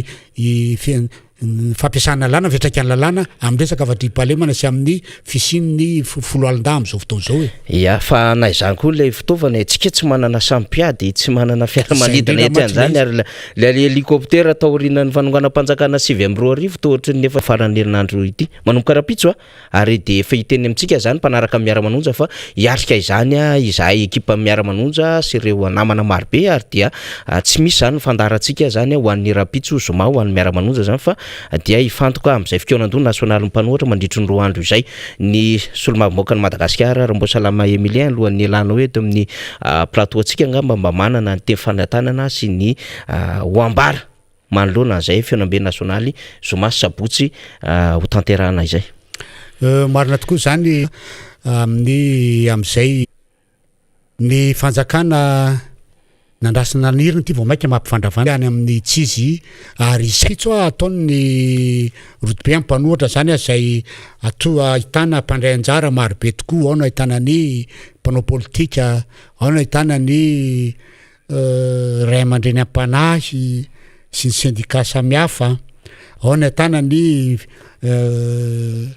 firaisamonim-pirenena misy koa mpanao gazety ny fanjakana ny gasy ty ane de fanohatra zay atao rapitso fatelo ambiroapolo sy fahefaroapolo ny volana Jolay zay angamba namana faniry no azo tenenina fa mbola ao moa lo namatsika mbola ho avy eo fa dia io zay hoe samotain'Andriamanitra isika ary samovelinaina azo fahasalamana tanteraka dia eo neto amin'ny andro manaraka amin'ny Miara Manonja ty fa tadiova rapitsika mbola eo Rambosalama Emilien niaraka tamintsika tao anatin'ny minitra maromaro izay tena zava-dehibe no nandraisana azy teto amin'izay lafiny raharam-pirenena zay tena mbola ho resahantsika miaraka amin'ny aoriana kely eo ny tontolony zany hoe tafika zany mihitsy ny amin'ny akapobeany sy ny fiarovam-pirenena satria efa nambarako teo natsediko teo ty resaka hoe tsy manana tsontsika amin'izao fotoana izao le tafika an-dranomasina am'ilay fitaovam-piadiana hiatrehana zany rehetrarehetra zany nefa de manana zay etamazoro misana zany tahakan'izany ihany koa ny anabakabaka zany ny anelonaina namako indray Rina Rabe Mananjara satria dia paritsika de makao amin'ny fahatelo manaka ambarabetsaka mihitsy ndraisantsika ny solombavambahoaka feny tsy misy ny Miara Manonja raha ampitso fa ny aoriana an'izay hitondrana an'izay fandarana Miara Manonja izay efa ao ny solombavambahoaka feno raha lambomanana ao amin'ny antso atarby ao faly miarabanao ny fanamariako zany dia tena resaka toeka mpanao gazety faly miarabantsika i district Antananarivo telo ary eto ary mirary fasitranana aingana ary mirary fiononana feno ihany koa. Androany dia ijery momba ny asa isika satria dia maro ny fahaverizana asa fahaverizana asa eto amin'ny sy ny firenena de kokoa any amin'izay lafy resaka dekarenzay raha ny fitondrana ny fomba fijery ny fitondrana kehitrio dia tena tsy mijery loatra izay fomba any amin'ny resaka asa fa ny variana loatra tsika any amin'ny ny fanaovana ny fotodrafitrasa amin'ny tsy mijery loatra hoe ahoana fomba anorenana na fomba anana asa ho any ao koa ny fomba fijery tsy mijery loatra hoe ahoana fomba hoe anampina fomba hijerevana anampina sy ananganana na ny fomba anampina ny mpanjara anarenana ny toekarena eto amin'ny tany sy ny firenena Ny fanjakana foibe dia tokony sehatra iray afaka mifanampy amin'ny secteur privé mba anampina ny afaka manangana na amin'ny afaka manangana amin'ny secteur privé. Nefa raha jerena ny tetikasa-panjakana amin'izao fotoana izao dia tsisy mihitsy ny fomba hoentina manampy ny secteur privé anarenana ny toe-karena mba amoronana azy. Eo zao tsika mitrosa indray ny fanjakana, raha jerena nitrosa mpanjakana amin'izao dia tsy misy mihitsy tetikasa mba hanampiana ny secteur privé hoe amerenana ny olona very asa fanjakana mihitsy ny hoe politika-panjakana mba manampy ny fananganana orinasa fanampiana secteur privé anarina vaovao. Eo koa ny tsy manana politika mihitsy ny fanjakana anangana anao ny industrialisation. Ny fanjakana tsy ny fanjakana no manangana orinasa, tsy ny fanjakana mihitsy no afaka hanome asa ny vahoaka, fa ny fanjakana ny fasilite na ny manome ny privé manangana orinasa dia amin'izao fotoana izao ny fanjakana mieritreritra dia tokony hifanampy dia lasa raha hitantsika dia lasa asa any amin'ny formel loatra no misy ka tsy dia tena misy asa mivaingana manjaka. Ya, afaka miteny somary dia raha jerevantsika ny tany fahaverezana ny tany tsy anasa eto amin'ny raha mivoaka any amin'ny nefa itsika rehefa afaka satria na ny antony tsy fantatra fotsiny, tsy mamaritra mazava tsara akory hoe inona ny zavatra tokony ho alian'ity ankizy ity rehefa vita ny fianarana. Somary ratsiratsy le fifandraisana amin'ny solombavam-baoaka feno rahalambo manana dia miezaka zany tsika ny tena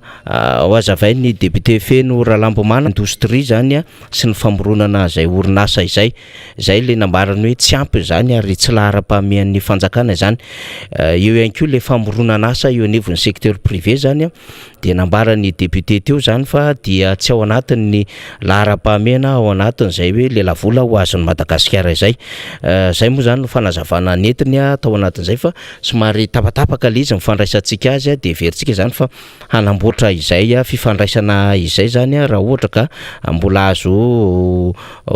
atsaraina zay zany fa na izany naty zany efa hitantsika ny sodisody tamin'ny sary teo ny député Andriamampandry Todsoa dia voafidy tetsy amin'ny boriboritany fahaenina. Ny député Todsoa dia tena tamin'ny farany teo izy ny resaka momba ny fanaovana politika amin'ny akapobeany mihitsy ary toe-karena ihany koa satria ny resaka momba ny fitotongana ny vola malagasy izy. Eto indray zany député Todsoa dia veriko fa tsy mifanalavitra amin'izay satria izay moa miara manonja antsika dia miresaka zany tsika ino no maly mbola ho resahantsika betsaka eo rehefa avy eo ny lafin'ny fanaova-tsoni zany sy ny procédure sy ny processus sy ny zavatra maro be ao anatin'ny tony tontolo ara-toe-karena amin'ny akapobeany ity fa everiko fa eto anao dia ararotoka mampampianatra anao ihany koa ny fampandrosoana ifotony député Todsoa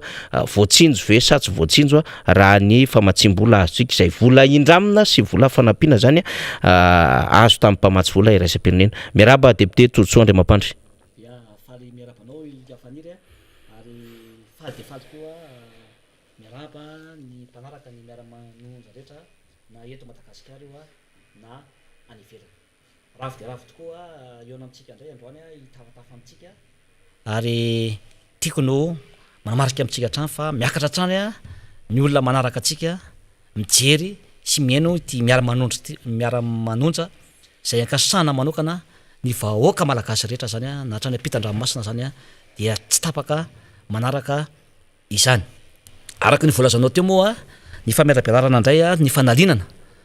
sy fizarana ho an'ny mpiarabelona ho an'ny malagasy androany a efa nresaka miresaka iapolitika amin'ny akapobeny a efa nresany a anisy resaka kely a amin'ny fisotrany sy ny fanaliana développement local no resahako zany a amin'izao fotoana zao zay tena fototra ny fampandrosoana ny firenetsika iafaniry mandeha anjambany a mifo de misakafo de mandeha fotsiny a de miasa de manao zavatra satria ny anton'izany de zay le tsy fanana repère ny vina zay tokony ho ataony fanjakana ho an'ny vahoaka malagasy a sy ny firenena ary noho zay a dia lasa miteraka fahasaranana le tsy fisiny zay repère zay ny olona sahirana ao anatin'zay rehetra zay a dia noho izany de lasa mandehandeha fotsiny a anjambany a ny vahoaka amin'izao fotoana zao izay zany no resantsika androany satria raha mijeritsika de hoe zay fampandroana ifotona zay a ny tena hoe anisany tena hoe kitro ampandrosoana ny firenetsika satria ianao a raha ampandroso ny fotony ianao na ny am'foko tany io na commune anankiray io a dia zao tokony ampandraisana anjara ny vahoaka eny fotony fa itsika zao a misy projet zao teo lazainao be da be ny projet zay misy nanampianan'ity firenetsika ty hatraminazahotsika ny fahaleovatena de betsaka ny vola nalefa nefa aiza izy zay lasa cimetière des projets ny eto Madagasikara fanira be da be zay titety ho an'ny mpiaramonina inona ny anton'izay satria ny voalohany indrindra dia zany fampandroana ifotony zany na développement local de tsy maintsy ampandraisana anjara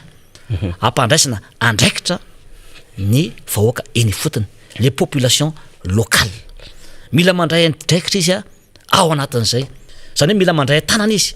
le tetikasa zay atao a tsy hoe avy any ambony avy any amin'ny vahiny de tonga de apetraka hoe tiana ataonareo fa ny olona ao ifotony mahalala ny filana na ny besoin zay atao anatin'le fiarahamonina na le fokotany na commune zay misy anazy de izy no mandray anjara mavitsika ao anatin'izay a ary miainga amin'ny heviny ny zavatra atao a ao anatin'izay fa zay ny zavatra tsy misy teto Madagasikara zay no mahatonga antsika mahatro ike sy sahirany ny atao hoe zany hoe développement local zany de tadidio fa le vahoaka ifotony les populations locales de tsy maintsy izy no concepteur sy réalisateur ary bénéficiaire le tetikasa zay atao inona moa le hoe concepteur azy na commune zay misy azy zay ho atao ity no atao fa zay besoin ny olona zay mamaika lara-pahamena milan'ny olona raha hoe anao sekoly ianao hoe zay ny filan'ny olona de andesirele le teneniko teo hoe ny olona de réalisateur aloha izy raha anao sekoly anankiray anao na tohatrano tsy ny technicien ty Antananarivo na ny ingénieur anao anao an'le izy fa eo izy fa le olona koa ampandraisana anjara ampandraisana andraikitra izy fanaovana le tohatrano am'le fanaovana le sekoly zay misy ao aminy satria rehefa tonga ny cyclone karasana tsy simba le sekoly iny a raha miala ny tafo rehefa tsy le olona nanao an'le izy le olona ny fotony de avelany mandraisana anjara tsy namaraisana andraikitra le vahoaka ifotony a tsy ny heviny no nalaina zany a nanaovana an'ireny raha anao ny sekoly iny ianao na amin'ny taona ny brique io ary sy fasika io de efa zava-dehibe ho an'le vahoaka eny fotony tsy mila manentana be koa ianao mandamy vola ohatriny manentana olona hoe ampianaro ny zanakareo fa rehefa misy anjara brique noentin'ny ray aman-dreny teo na nitondra fasika fotsiny ao izy a na nitondra na izy manao an'le sekoly maçon nanao an'le izy efa zava-dehibe am'izay ary mahatonga azy andrisika ny zanany hoe ndany nareo miasa fa misy asa tanany dadany lalesy eo amin'io sekoly io zany ny fomba fampandrosoana de efa vita ho azy ny fanentanana ao anatin'izay ary efa misy zavatra mahazo raha fahasombany iny sekoly iny na lalana iny de saroton'ny olona de izy ihany no mandray andraikitra avy eo amin'ny fanamboarana an'iny amin'ny fikarakarana an'izay fotodrafitrasa zay atao zay zay natao hoe fampantroana ifotony na développement local fa tsika tsy zay projet nanany vahiny na zay atao mpitona de zay tiana atao anatin'le izy nefa tsy mipaika amin'ny vatana amin'le vahoaka le izy tsy niainga tamin'le filan'le olona le izy tsy nambarasana tsy nampandraisana anjara le olona ao anatin'le iglesy de manjary verimomboka verimaina le asa zay natao na le vola be zay natotona ho amin'izany tetika asa zay natao zany tao anatin'izay zay zany no tokony jerevana ary anisan'ny famana famana olana ao anatin'izao crise zao zany zay hoe fampandraisana andraikitra zay zany zay le hoe fampantroana ifotony tokony hipaika any ifotony tanteraka tokony ataon'izay manahoana ny saison zay misy eto amin'ity fireneny ity ny eto Madagasikara zao de saison anankiroa ihany misy faniry de misy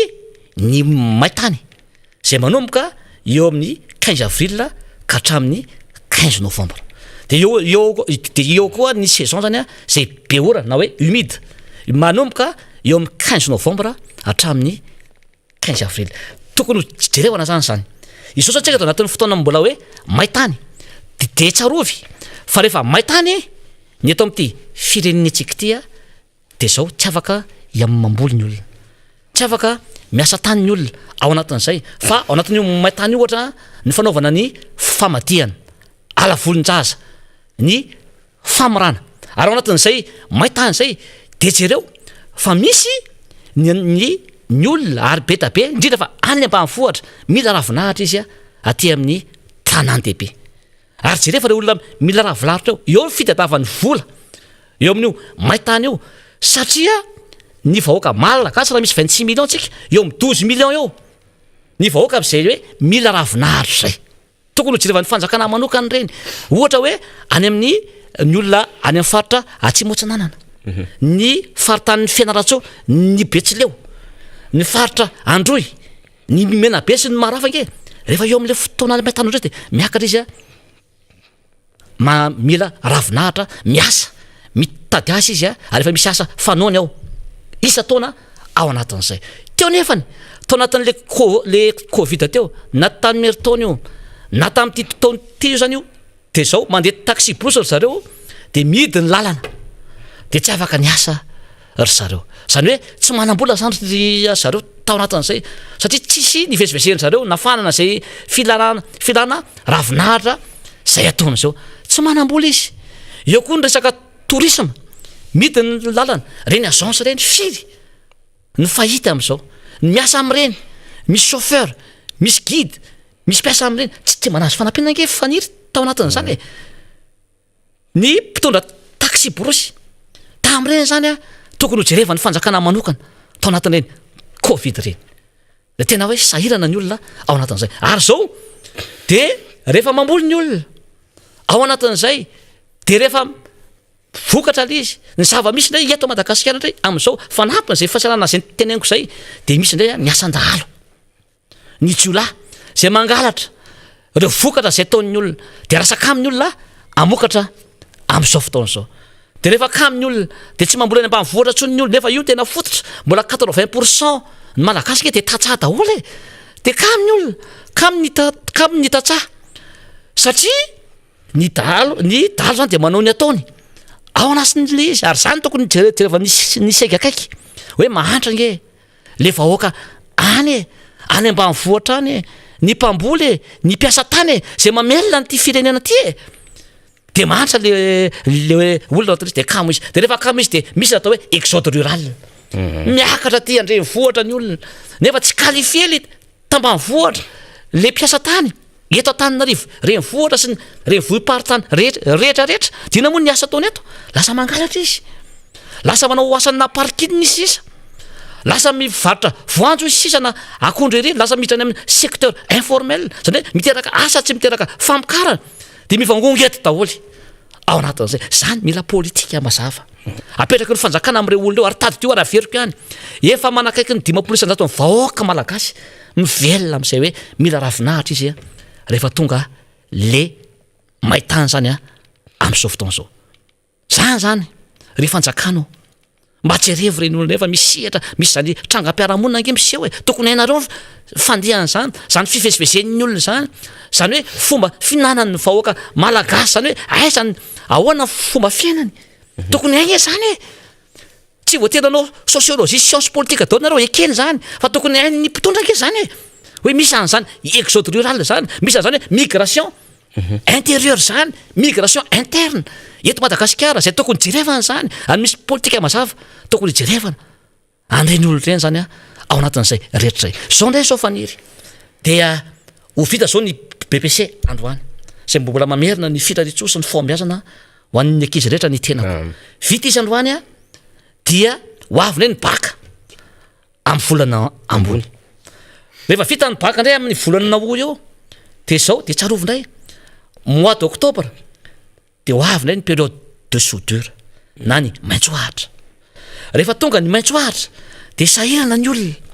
sahirana ndray ny vahoaka malagasy ao anatin'izay manampitrotraka an'izay fahasarana an'izay dia hiditra mianatra ndray ny mpianatra volana fin septembre volana octobre rehefa miditra ny mpianatra dia tsaroa fa io manisan'ny budget mandany volany ray aman-dreny io raha mijery école privé sao tsika hoe miany amin'ny école privé jereo fa tsy lasaka ny eo amin'ny 3 millions ka hatramin'ny 5 millions de francs na école privé trotrotra ndraisina au moins na ny lany ray aman-dreny amin'ny mpianatra ray nefa ny ray aman-dreny ny gasy dia tsy manao bola tsy manao politique de l'enfant unique zany fa tsy lasako ny roa telo efatra ny zanany dia ataoviny koty 5 millions ny zaza ray raha zaza efatra ny eo aminy efa 20 millions ke zany ny laniny amin'ny fikarakarana ny inscription ny fourniture scolaire ny kojakoja maro samihafa ao anatin'izay na miditra any amin'ny APP zay le olona le mpianatra na CEG dia mody hoe tsy mandoa droit d'inscription 0 ariary nefa misy cotisation alohan'ny ray aman-dreny nge amin'ireny fanomezana karamany framme terena ny ray aman-dreny vidiny kojakoja ny table banc maro samihafa lany vola ohatrina ny ray aman-dreny plus ny fourniture scolaire miampy ny boky zay ilaina ao anatin'le izy dia tena hoe miaritra ny mafy ny vahoaka rehefa ao anatin'izay période de soudure zany na le hoe maintsoahatra zay andresahako teo io zany dia mila jerevana zay mila misy politika mihitsy hoe apetraka ny fanjakana hoe rehefa anatiny maintany inona zany ny politika tokony horesina rehefa maintsoahatra tsy manam-bola ny olona inona zany no tokony ho paikady ho atao zany anasoavana ny vahoaka sy anampiana ny olona zany ao anatin'izay fa itsika zany dia mahatonga atsika dia zao ny fanjakana dia lasa association na ONG no asany tena mampime ary mampana helo lasa politika ny père Pedro no atao le lasa ONG na association ny fanjakana mampimenge zany sady manahirana ary mandreraka mieritreritra zany fa ny asan'ny fanjakana nge ny asan'ny mpitondra dia mijery izy asoan'ny vahoaka manome ny asa maritra ho an'ny olona miaro ny vahoaka sy ny fananana izy ao anatin'izay rehetra zay ary tokony hiditra hianatra daholo ny zaza malagasy tokony izy zany hoe gratuité zany atao amin'ny sekoly mpanjakana ary fanampiana ny école privé ary ny hôpital mpanjakana dia tokony tsy andoavam-bola na dia hoe andaovana vitanana fanafotary tokony atao mirary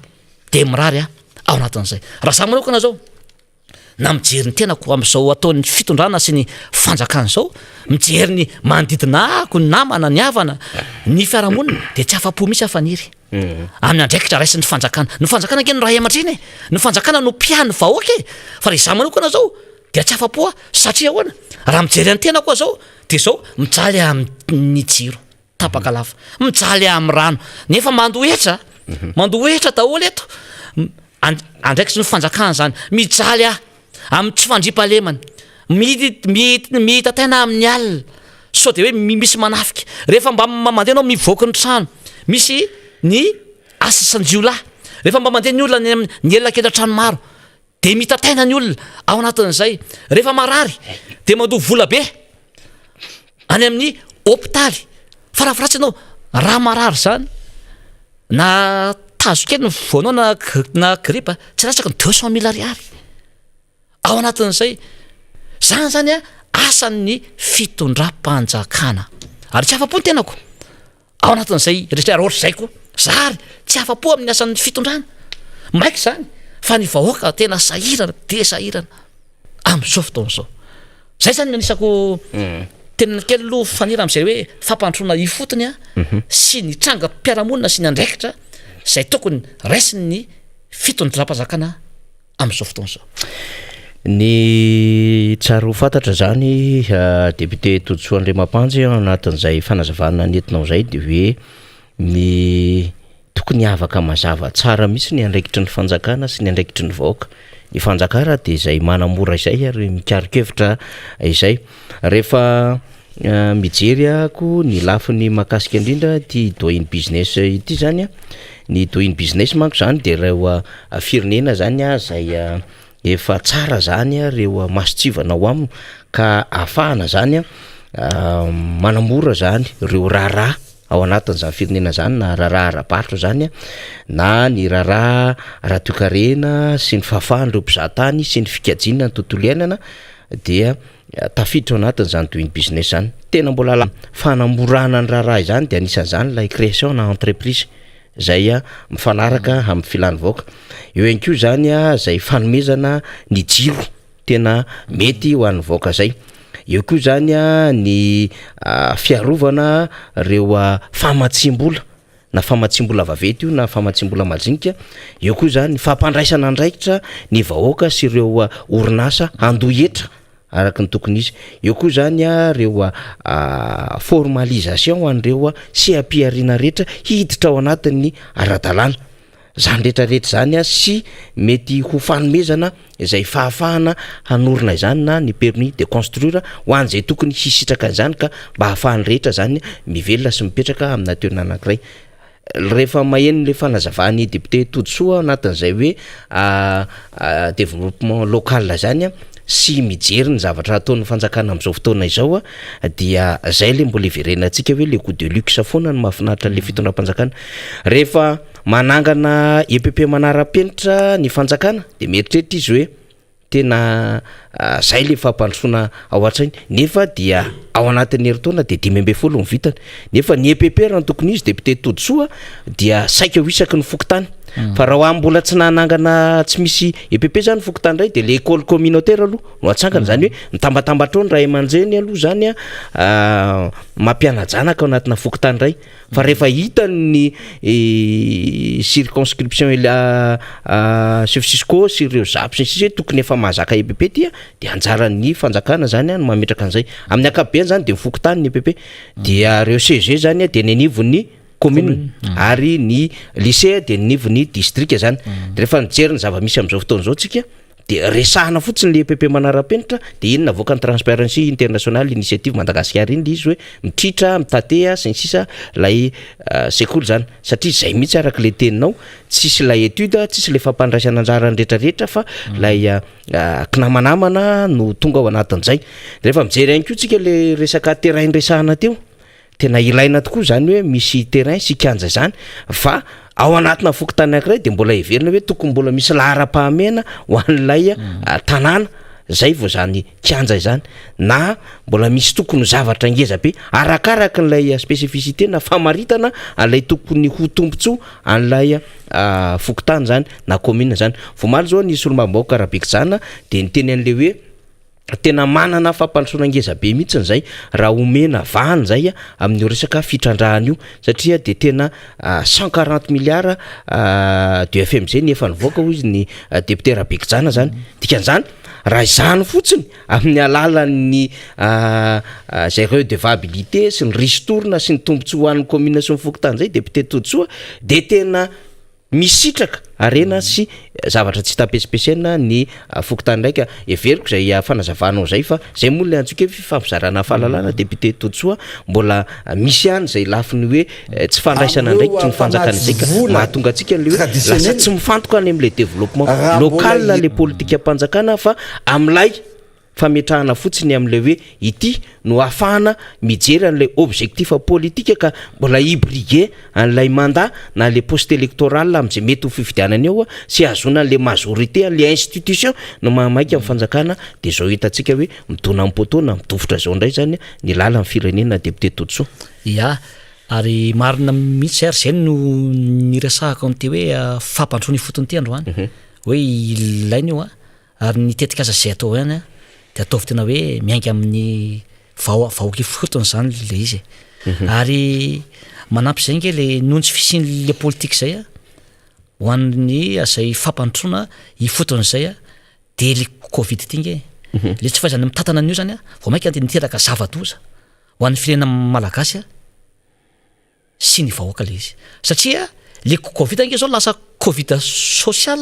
covid économique covid politique de tena tsetsyna mify azy de lasa an'zay le izy am'zao fotoana zao ary itsidreto nge itsika tokony ho sarotana mihitsy ny fitondram-panjakana am'zao ohatra zao resaresaka reo fampiasam-bola ataon'ny vahiny reo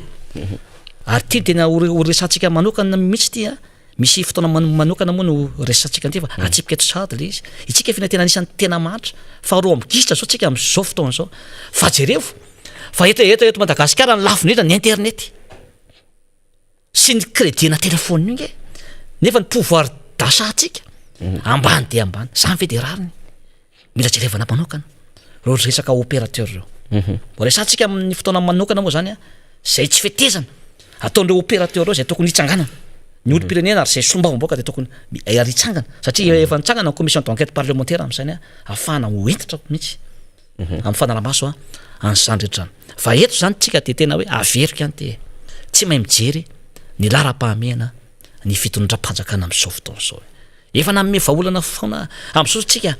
am'zao crise zao am'zao tsy fahaizana ny fitondrana mitantana zao am'zao le teneniko anao teo zay zay le migration zay le exode rural zay ny zava-dehibe nge am'zao asa mbola maika aloha am'fotodrafitrasa sy ny terrain zany ataonareo hoe lara-pahamehana zao de ny sakafo zao tokony atao am'zao sakafo hoan'ny olona zara faminana ny olona ny resaka AGR activité génératrice de revenu zany jerena ary ny fahasalamam-bahoaka ny tokony maimam-poana ny fanafody maro isan-karazany zany aloha zao tokony atao lara-pahamehana am'zao tsika am'teny zao rehefa milamina zay de mandeha tsikelikely am'zay le fotodrafitrasa ary fotodrafitrasa miteraka ny am'famokarana atao hoe ohatrany tohatrano sy député rasta zay tena masarotiny azy zany no tokony ataonareo fa za maika amin'ny zavatra hafa aloha jerevina hoe inona mararo ny vahoaka am'zao fotoana zao de vana am'zay aloha le olana rehefa voky ny olona rehefa miaina tsara ny olona rehefa salama tsara ny olona rehefa misy asa fanampiny zay indrindra zay anao vao miditra zavatra hafa am'le hoe fotodrafitrasa zay tokony atao ao anatin'le izy ary mbola jerevako ihany ary mbola pika any le teo hoe mijaly ianao mijaly isika vahoaka malagasy itsika mandoetra nefa vao mivoaka ny trantsika lalana ratsy no hita nefa mandoetra nge ty vahoaka ty anaovana lala anaovana fotodrafitrasa raha mba tenao vacances ny malagasy satria tena niboka daholo teo tambatava zao no tena kaiky ny faritra atsinana tena potika nge ado folo vena vao totokana tapitavy adandraiky ambe folo mamena zany zany mampalahelo hoe raha anao zavatra hafa aloha zany no tokony na fotodrafitrasa ihany no tianareo atao route nationale nge hoe misy fifamezivezena ara-toekarena ao anatin'io fa dinona de averina fotsiny efa andrasana tena mandady mihitsy ve ny vahoaka sy ny firenena zay vao anao an'zany ianareo manaraka zany le fitsitsiny manaraka ny teniko ikafaniry fa satria efa manangasanga eo ny député bogosy député de Madagascar 5e arrondissement ary hitantsika amin'ny androany fa efatra be zao mihitsy ny sombaboaka androany no mitondra ny fanadiadiana androany ny zava-dehibe faniry amanarako ny teniko zay hoentiko an'ny mpitondra sy apapairatra ny sain'ny vahoaka malagasy de zao milibaliba loatra ny fitondrana am'zao fotoana zao tokony anao an'zany hoe tokony nisy natao hoe politique d'austérité politique ny fitsitsina ianao nge any amin'ny ministère zany ina ary ny ilaina tomobily mpanjakana mahazo daholo ny directeur rehetra 4 be ny DG ny SG ny ministre firenena ny dirikabo ny carburant miopapa nataony nge manino reny ary amidy ny tomobilinao ny trano ampiasaina na mandeha bus ianao mandeha taxi de mba miaritra aloha ao anatin'ny roa taona mba miaritra ny zany daholo aloha tsika de le volana anaovana andreny anaovana asa famokarana ho an'ny vahoaka natao maimam-poana ny vidim-panafody am'zany ny vahoaka mahatry ianao milibaliba efa nitatana ministera faniry efa tanatana ministera fantatro tsara Philippe Lebana anatin'izany ministera rehetra reo efa tale généraly efa nitatana université efa nitatana commune rurale commune urbaine solombavam-baoaka zao haiko daholo ny fandehan'ny administration rehetra sy ny marary ny olona ao anatin'le izy zay atao hoe mba miafy daholo aloha fa tsy mivoaka ary natao mihinany tsy fihinany fa nareo anao zay tany kibonareo ao anatin'le izy carburant nareo ohatrinona isam-bolana fantatray daholo inge zany hatrany présidence io ny ministre io ny directeur maro isan-karazany fa adala fena voaka alika zany voaka mandeha tongotra mandeha bus mihina raha tôbinareo ny ampiasaina mandehana moto zary mandeha moto zao ary mbola de bicyclette ao anatin'izany mba manaova exemple aho fa tsy mety le izy zany ny tokony ataonareo zany miaritra ohatra jerevo nanaovan'ny Paul Kagame azy Kagame Kagame azy Rwanda potiky niady atrano fa tena niafy daholo aloha ny olona rehetra aiza izy zao ny africaine ve mahay an'izany itsika mba olona misaina zay ro atao am'izao ary zay ny toromarika voalohany toro-hevitra omeko voalohany aloha hitovy ny mpitondra sy ny vahoaka mitovy tantana fa zao tena misy eranelany be ao anatin'izany za zao raha mitangana tômobily zany efa tsy fitiny na ny carburant miakatra foana ao anatin'le izy mba mampiseho modely anao mba miara miosina amin'ny olona za zao mbola miara mitakosina amin'ny olona miara manao baolina amin'ny olona miaraka amin'ny tatsaha ny tena koa tatsaha ny mpitondra mampisy elaelanelana ao anatin'le izy zany rehetra zany zany de anisany sosikevitra izy vaholana hoetiko ny mpitondra tsy sanatria akory fankalana ny mpitondra firenena iombonany izy ty le rehetra andoatsika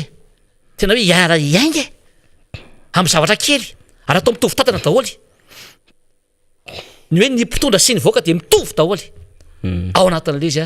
miaraka daholo tsika miaraka mitaingina motona miaraka mandeha bus miara mandeha tongotra fa rehefa mampiasa tômôbila de aza tômôbily mpanjakana no ampiasaina amin'tio reny fa raha manana tômôbila moa anao arabaso rabatsara ianao ihany miantoka ny carburant anao ny fahombiazan'ny firenena hafa atao anatin'izay politique de l'austérité zay zany nampatanjaka ny Danemark na ry zareo danois zay indrina matsy ny Suisse ny zareo norvégiana ny australiana ny Allemagne de mampiasa bicyclette na moto reo tompona ndraiky mpanjakana zany sady ekonomika kokoa no ahafahana mitsinjo ny fotoana zany no atao hoe politique de l'austérité na fitsitsina zany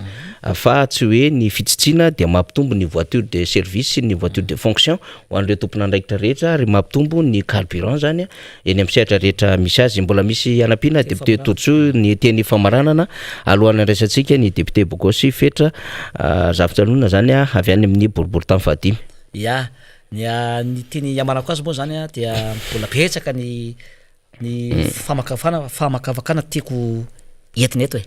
fa mbola isy ny fotoana betsaka irazahantsika zavatra petabe sy fampianarana ho an'ny mpitondra sy fampahafantarana ho an'ny vahoaka fa mbola manitana antsika zany amin'le rapitso efa ntenen'ny namana teo any sy ny tenenao zany amin'le fikonan-do am-pireneny zay zany zava-dehibe io ary iresantsika tsy ny mpanohitra ihany ao tsy ny tima mareriny ao fa ho avy daholy ny avany amin'ny faritany rehetra solitena ny solitena ny tatsaha ny solitena ny tianasa ao ho avy daholy solitena ny mpandrarah satria manana ny olana maro koa reo mpandrarah reo afatsika hoe maneho hevitra anankiray zany hoe inona no zavatra tokony atao inona ny tena tsy mety ary amezantsika ny résolution ny vahaolana amin'ty firenenty zany ao anatin'izay ary misaotra tsika fa petapetrika mandefa SMS miantso aiza ny invitation nefa ny voafetra ihany satria noho ny amiany de efa nametraka ny fanjakana hoe zao ihany no isa fa misaotra tsika amin'izay le fitiavana sy zay hoe tena favona atsika zany anatrika an'izay fa ho ataotsika ampamendrehana le izy ataotsika ampitiavana ary malagasy samy malagasy no miresaka ao anatin'izay koa dia mametraka ny veloma finaritra ary ny filaritso ho atsika vahoaka malagasy ary ny Miara Manonja dia mbola mitohy foana mitohy hatrany ary mbola mijoro hatrany zany mba hiteny ny zavatra tsy mety ary anitsy zay zavatra tokony atao ary amme sosikevitra mba hasoa sy atsara ny tany trazatsika iobomolana misaotra indrindra tompoko ny SMS mirotsaka amin'ny findaiko ato moa zany dia maro be ireo efa ny soratra anarina sy namitraka amin'izay fanasana zay zany fahatongavana izany ho an'ny rahampitso sy amin'ny sabotsy zao iantrehana indrindra lay fikaonandoha nasionalny mpanoatra zany eny bypass zany tena marobe ny tonga eny am'QG Belera am'izao fotoana izao ary ho an'izay mbola taraiky zany mbola manao an'izay fisoratana anarana zay reo vondrom-pikambanana sy antoko politika maro samihafa na reo syndicat sy olon-tsotra dia afaka makeny am'QG Belera zany na izany na zany dia voafetra ihany ny fiatrehantsika izany zany arak'izay hoe fikajitsika ny lafiny fandaminana eo amin'ny fahasalamana izay efa eto akaiketo fetra député ny Tananarivo fahadimy izy resadresaka maromaro zay mirala eto ao anatin'izany ny tontolon'ny Covid aty mbola misy tiany député fetra ho tsindrina kely io resaka Covid io ny resaka fitaterana amin'ny ankapobeny satria nisy volona tonga teto député fetra ny resaka fandaminana amin'ny ankapobeny eo amin'izay resaka fiatrehantsika ny fionan'ny nasionaly ho an'ny mpanoatra zay fa miarabanao aloha tonga somatsara indray rehefa avy eo tsika tena mbola iresaka amin'ity resaka famatsim-bola voizina be ty zany nanao fety be teny avoloha zany tamin'le fifanaovantsony de nivoizina be tamin'ny communication tena nitrosatsika de nanaovana tena oeraoera be indray zany fa nitrosatsika allo de ho fantatry ny vahoaka fa trosa sy fanapiny zany hoe président 50-50 no tao anatiny iny adevitra iny fa tsisy vola tena hoe tonga fotsiny de hoe mena maimay-pona ary misy zana-bola ao anatin'izany rehetrarehetra zany ary de zay mailo matotra amin'ny banque mondiale de ho hitantsika eo alefantsika eo ny orona-peo samihafa député fetra ho tazomitsika amin'ny vavany lay mpitondra milaza fa tsy mila mpamatsy vola iraisam-pirenena fa omaly de izy menakavy indray no nitehaka amin'ny banque mondiale tsy misy oatra ny banque mondiale raha fampandroana ary tena ity fanjakany ity nahazo lela vola be zany ity ny tena nitrosa be indrindra dika zany ty mahatra indrindra zany ao anatin'izao fitondram-panjakana zao ka miaraba député fetra fa ataoko avango kely zay fa mbola ho avy eo ny fandaminantsika amin'ny rahalaha zany miaraba namana faniry dia faly miaraba ihany koa ny mpanaraka an'izao fandaharana Miara Manonja izao kopakopatanana manokana ho an'ny mponina eny amin'ny boriboritany fahadimy dia ho antsika rehetra na eto toerana na nivelany koa toraka zany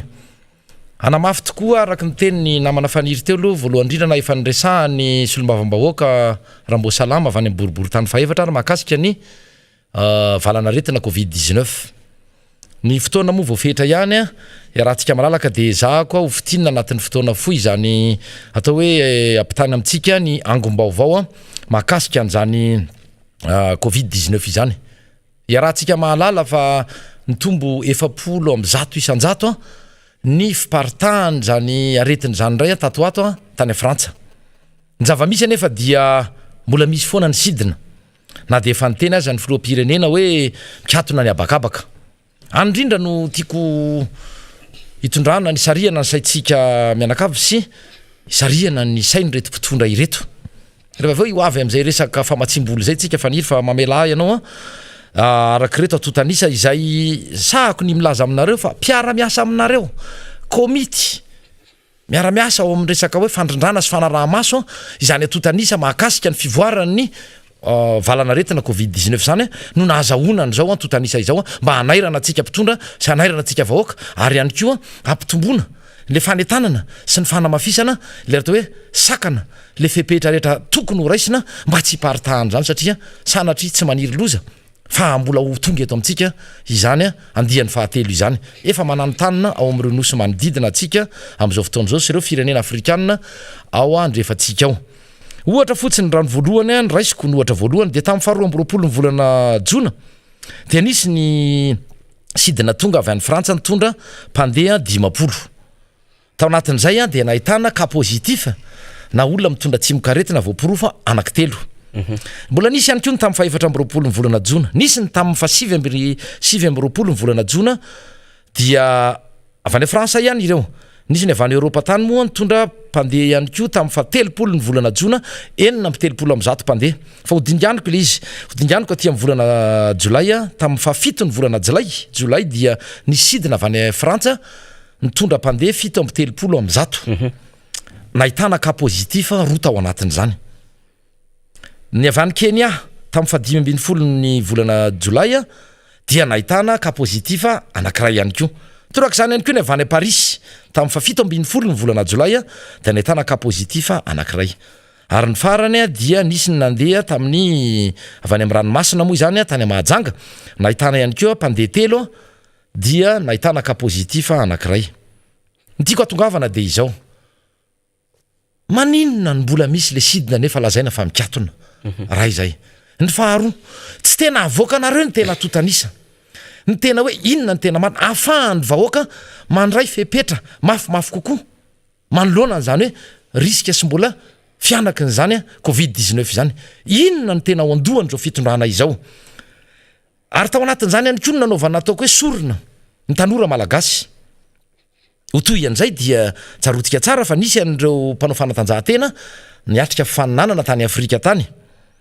tao amin'ireo raha niveriny ireo dia nahitana cas positif 3 izany mpanao fanatanjahantena izany eo zany no misitona ny saintsika vahoaka malagasy ianareo tanora indrindrandrindra fa satria raha ny paikady sy ny safidy nataon'izao fitondram-panjakana izao dia safidy any amin'ny tsy izy foana mamosavy mamono ny vahoaka mamono ny tanora tsy afaka na emotra ve na tsy afaka ny foanana ve za mifandraisana anjara izany satria izay zao dia efa antony iray ny faneraserana tamin'ireo le olona mitondra tsimikaretina tany Afrika tany ka nahatonga an'ireo le hoe misy pilalao tanora 3 nitondra zany tsimikaretina zany ary zao no efa fanaony zao fitondrana zao le kinafinafina ataondrareo dia nlazaina hoe elaela vao mety ho azo ny résultat avy any amin'ny Institut Pasteur efa fantatreo fa positif le izy fa fomba moa zany netana ihany foana nanafenana ny zavatra tsy mety ka zay le teniko teo hoe aza misavina re aza potehana le tanora malagasy aza potehana le firenena manaova safidy matotra dia mba ianareo manana zay fahamatorana izay ao anatin'ny safidy ataonareo raha ohatra zao raisitsika amin'ny akapobeny situation tamin'ny herinandro lasa iny atao amin'ny akapobeny izy ty namana fanifa tsy afaka ivalaparana ny fotoana raha ny atao hoe ka confirmé nareo fantatra fa mitondra ny tsimikaretina zany dia manodidina ny ataoko amin'ny teny frantsay fa ialako tsiny hoe 42621 na hoe 1 sy 4 tamin'ny herinandro lasa zany ny sitrana 2 sy 4 ny maty nanodidina ny 700 maherikely teo ity ny situation na totanisa efa tamin'ny herinandro lasa iny ny atao hoe forme grave na le endrika efa manana fahasarotana dia teo amin'ny 3 teo raha atao zany ny kady tsotsotra raha atao ny kady tsotsotra ry mpiaino ajaina dia ny ka confirmé na rele atao hoe efa voaporofo fa mitondra le tsimikaretina anesorana ny sitrana anesorana an'ireo lavo na namoiny ainy no manome nisy any olona manana atao hoe ka actif izay mbola mizary reo hoe forme grave sy forme modéré na le hoe endrika enjakenjana zany mafy sy le atonontonona salatsalany zany hoe raha atao kajikajy dia le ataoko teo dia tsy hotononiko tsolo izy fa manome eo amin'ny 50 sy 700 nelan'izay inona nefa ny zava-misy ahena tokony ahena ny tena izy ny cas positif dia ampitomboana nisy ansitrana fa le zava-misy tsy zay za zany tsy teny zavatra be dehibe aloha fa natsipoko iny ho an'ny ministra ny fahasalamana sy ny tompona andraikitra rehetra ao nivo ministera ny fahasalamana inona ny tena marina inona ny antony tsy amoahanareo ny tena totanisa marina mba hatena hatonga saina ny vahoaka ampitombony kokoa ny fitandremana satria raha mandeha eny an-dalana eny na manafaniry fa tsy ampy 50 isanjaton'ny olona tsy araky ny tenin'ny prime ministre raha ny teny izy tamin'ireny fandraisam-pitenenana sy lahatenina taony tamin'ny aino manjery mpanjakana reny hoe izy tia dia anamafy manoloana ny zany mety hoe riska ny mbola hoe fiparitahany sy fahatongavany valana retina hafa izany endry am'izao tsika amin'ny teny zao karama natambo karama ray volana sy tapany ihany ny mbola azony atraminy mbola olana amin'le izy aza presahana le vahoaka e neny boursa ny mpianatra mbola lazainareo fa resaka taratasy fa ny vola misy lazao zay marina atsaharo mihitsy raha ngale fandrendrehanareo saim-bahoaka sy fandrebirebena lavy ty ka ho avy amin'ny resaka hanina moa tsika faraky ny teny koa manapetra ny fotoana dia mbola misy koa ka efa misy tsaroky ty ny resaka prime izay nampanantenaina azo daholy ianareo filoampirenena ny ministry ny fahasalamana no nampanantenany zany hoe azo prime daholy ianareo reo fa izao nefa ny zava-misy tsy nisy ninina azo fa rehefa mandeha any amin'ny faritany rehefa mandeha any amin'ny faritra ny filoampirenena sy ny ministry ny raha mbola fahasalamana de entiny atanana izany anjaran'ny faritra ho tsidiany izany fa fomba fanao avy izy zany de manao ny raha fa tsy tsidianao zany satria tsy voatsidika ao mihitsy zany faritra 2 3 izany na faritany enina de ireo ihany zany hoentina hoe anaovana le oeraoera mahazatra hoe netoka tanana mihitsy fa tena tamatama be le ao anivon'ny ministera ny fitatanam-bola mitamatama ny anivon'ny karakara zany anivon'ny ambaratonga isan-tsokajiny volanina eto isika zany anaovana propagandy anaovana oeraoera araka mahazatra ka dia mampalahelo le izy satria ary ny farany makasika an'izay resaka mbola covid zay ihany dia ny ao amin'ny tompona andraikitra ambony rehetra ao anivony ary voapirofo izao iza no isa ilaza aminay na anohatra zao teninay zao manao hoe ianareo tompona andraikitra ambony rehetra ao anivon'ny ministerany fahasalamana dia tsy manaiky ny vaksiny io ny akamaronareo fa sous forme fotsiny arak'le fomba fiteny fombafomba endrika ivelany no nanaovany ministry ny fahasalamana marina hoe isaorana azy izay tsy anjarako no misaotra azy fa tsy ampy ny fanentanana ataonareo mahatonga ny vahoaka lasa migoragora ao anatin'izay le hoe fiarovatena ka dia zay ny tsiarotro zay satria anamafisako ny teny fa efa netiny ny solombavam-bahoaka raha mbo salama ihany moa makasika an'izay teo ka dia asa hotoizako na inona misy fanontaniana tia ny namanapetraka makasika ny banque mondiale sy ny ty moa zany député fetra avitsalolona zany de hoe misy razafitsy moa zany député fetra avitsalolona zany de hoe misy razafitsy mialina misy zato tapitrisa dollara zany atao anatin'le milliard 100 millions de dollars iny de ny 100 millions de dollars tamin'iny zany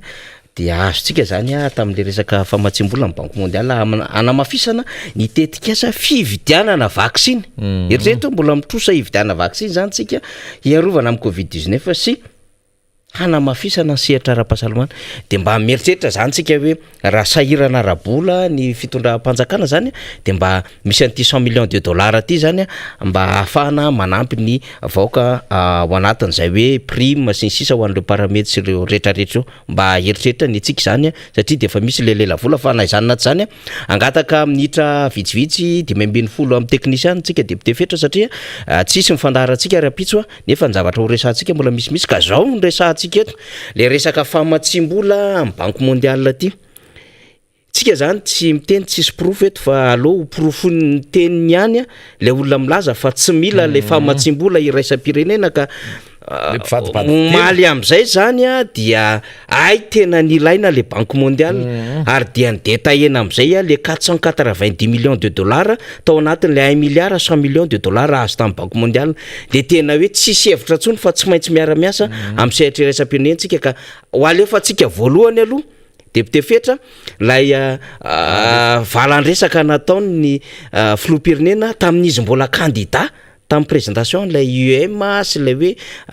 fanatsarana ny fiainana rehefa ho tonga eo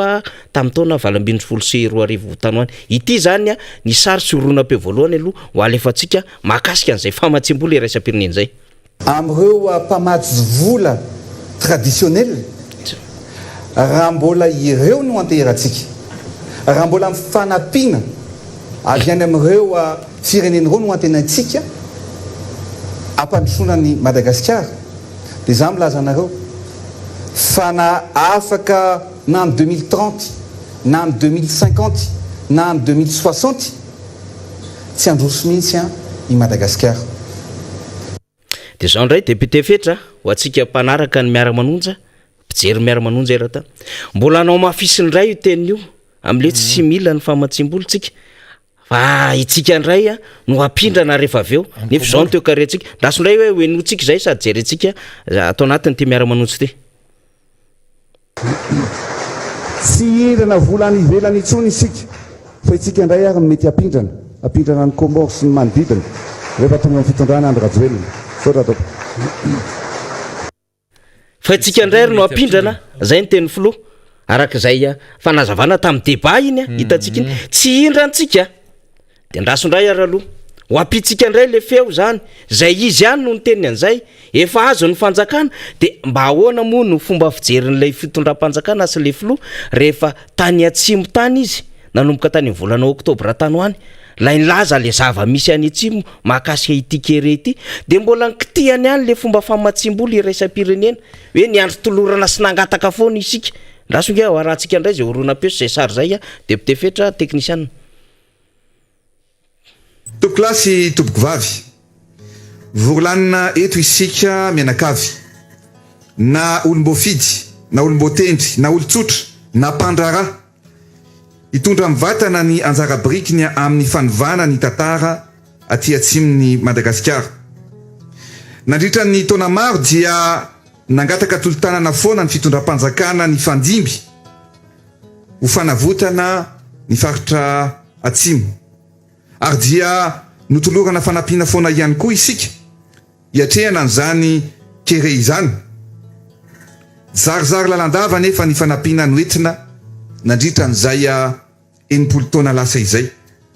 Rafitinina dia levina toy ny sira anaty rano. Tsy nisy nitoetra, tsy nisy nandaitra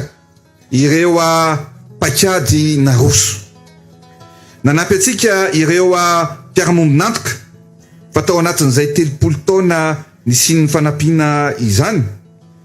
dia mbola misy ihany malagasy mandoalika. Mbola misy foana ny aina nafoy noho ny tsy fanjari-tsakafo. Tsy nety zany noho izany ny vahaolana rehetra zay noetintsika. Fa ankehitriny dia anovan'ny pejy ary ho raisitsika rehetra fanamby. Tsy raha rery, tsy ny filoham-pirenena rery, tsy ny prime ministre rery, tsy ny membre ny gouvernement rery, fa itsika rehetrarehetra no anova an'izany tantara ty atsimo zany amin'ny lafiny rehetra, amin'ny lafiny fahasalamana sy ny fanabeazana ho an'ireo zaza sy ny vondron'olona rehetra marefo mba hoetitsika hitondrana vahaolana maharitra. Zay ny tamin'izy tany atsimo ny filoham-pirenena tany atsimo de teneny zany hoe tolorana foana sy nangataka tsika nandritry ny 80 taona fa tsy nitondra ninina zany fanampiana rehetra zany fa minomboka zao tsika de anovan'ny pejy. Tsy fantatra aloha hoe ovaina makaiza le pejy fa de tena hoe andehantsika tsy fantatra aloha fa iny izy nataontsika vavolombelony mpiasa bainga fa eto am'izay zany tsika omaly no omaly de nisy an'lay fanaovatsony an'le fiara-miasa amin'ny banque mondiale de tao daholo ny tompona ndraiky mpanjakana rehetra de tao ihany koa ny vahiny sy ireo mpiara-mombonantoka amintsika député fetra de hoenotsika am'izay zany ny kabary nataon'Andriamatofilo sy ny firesahana Andriamatofilo ny fahorian'ny vahoaka malagasy ay tsapan'izy menakavy ihany fa fahadiranova nyity vahoaka ity zay tairitsika isan'andro san'andro ato amin'ny Miara Manonja zany tsy sevitra fa tsy maintsy miara-miasa amin'ny mpamatsy vola iraisam-pirenena am'izay zany tsika hoenotsika ary zay mamarana an'lay fandefasana an'le orona-peo. Sambany tamin'ny tantaran'ny firenena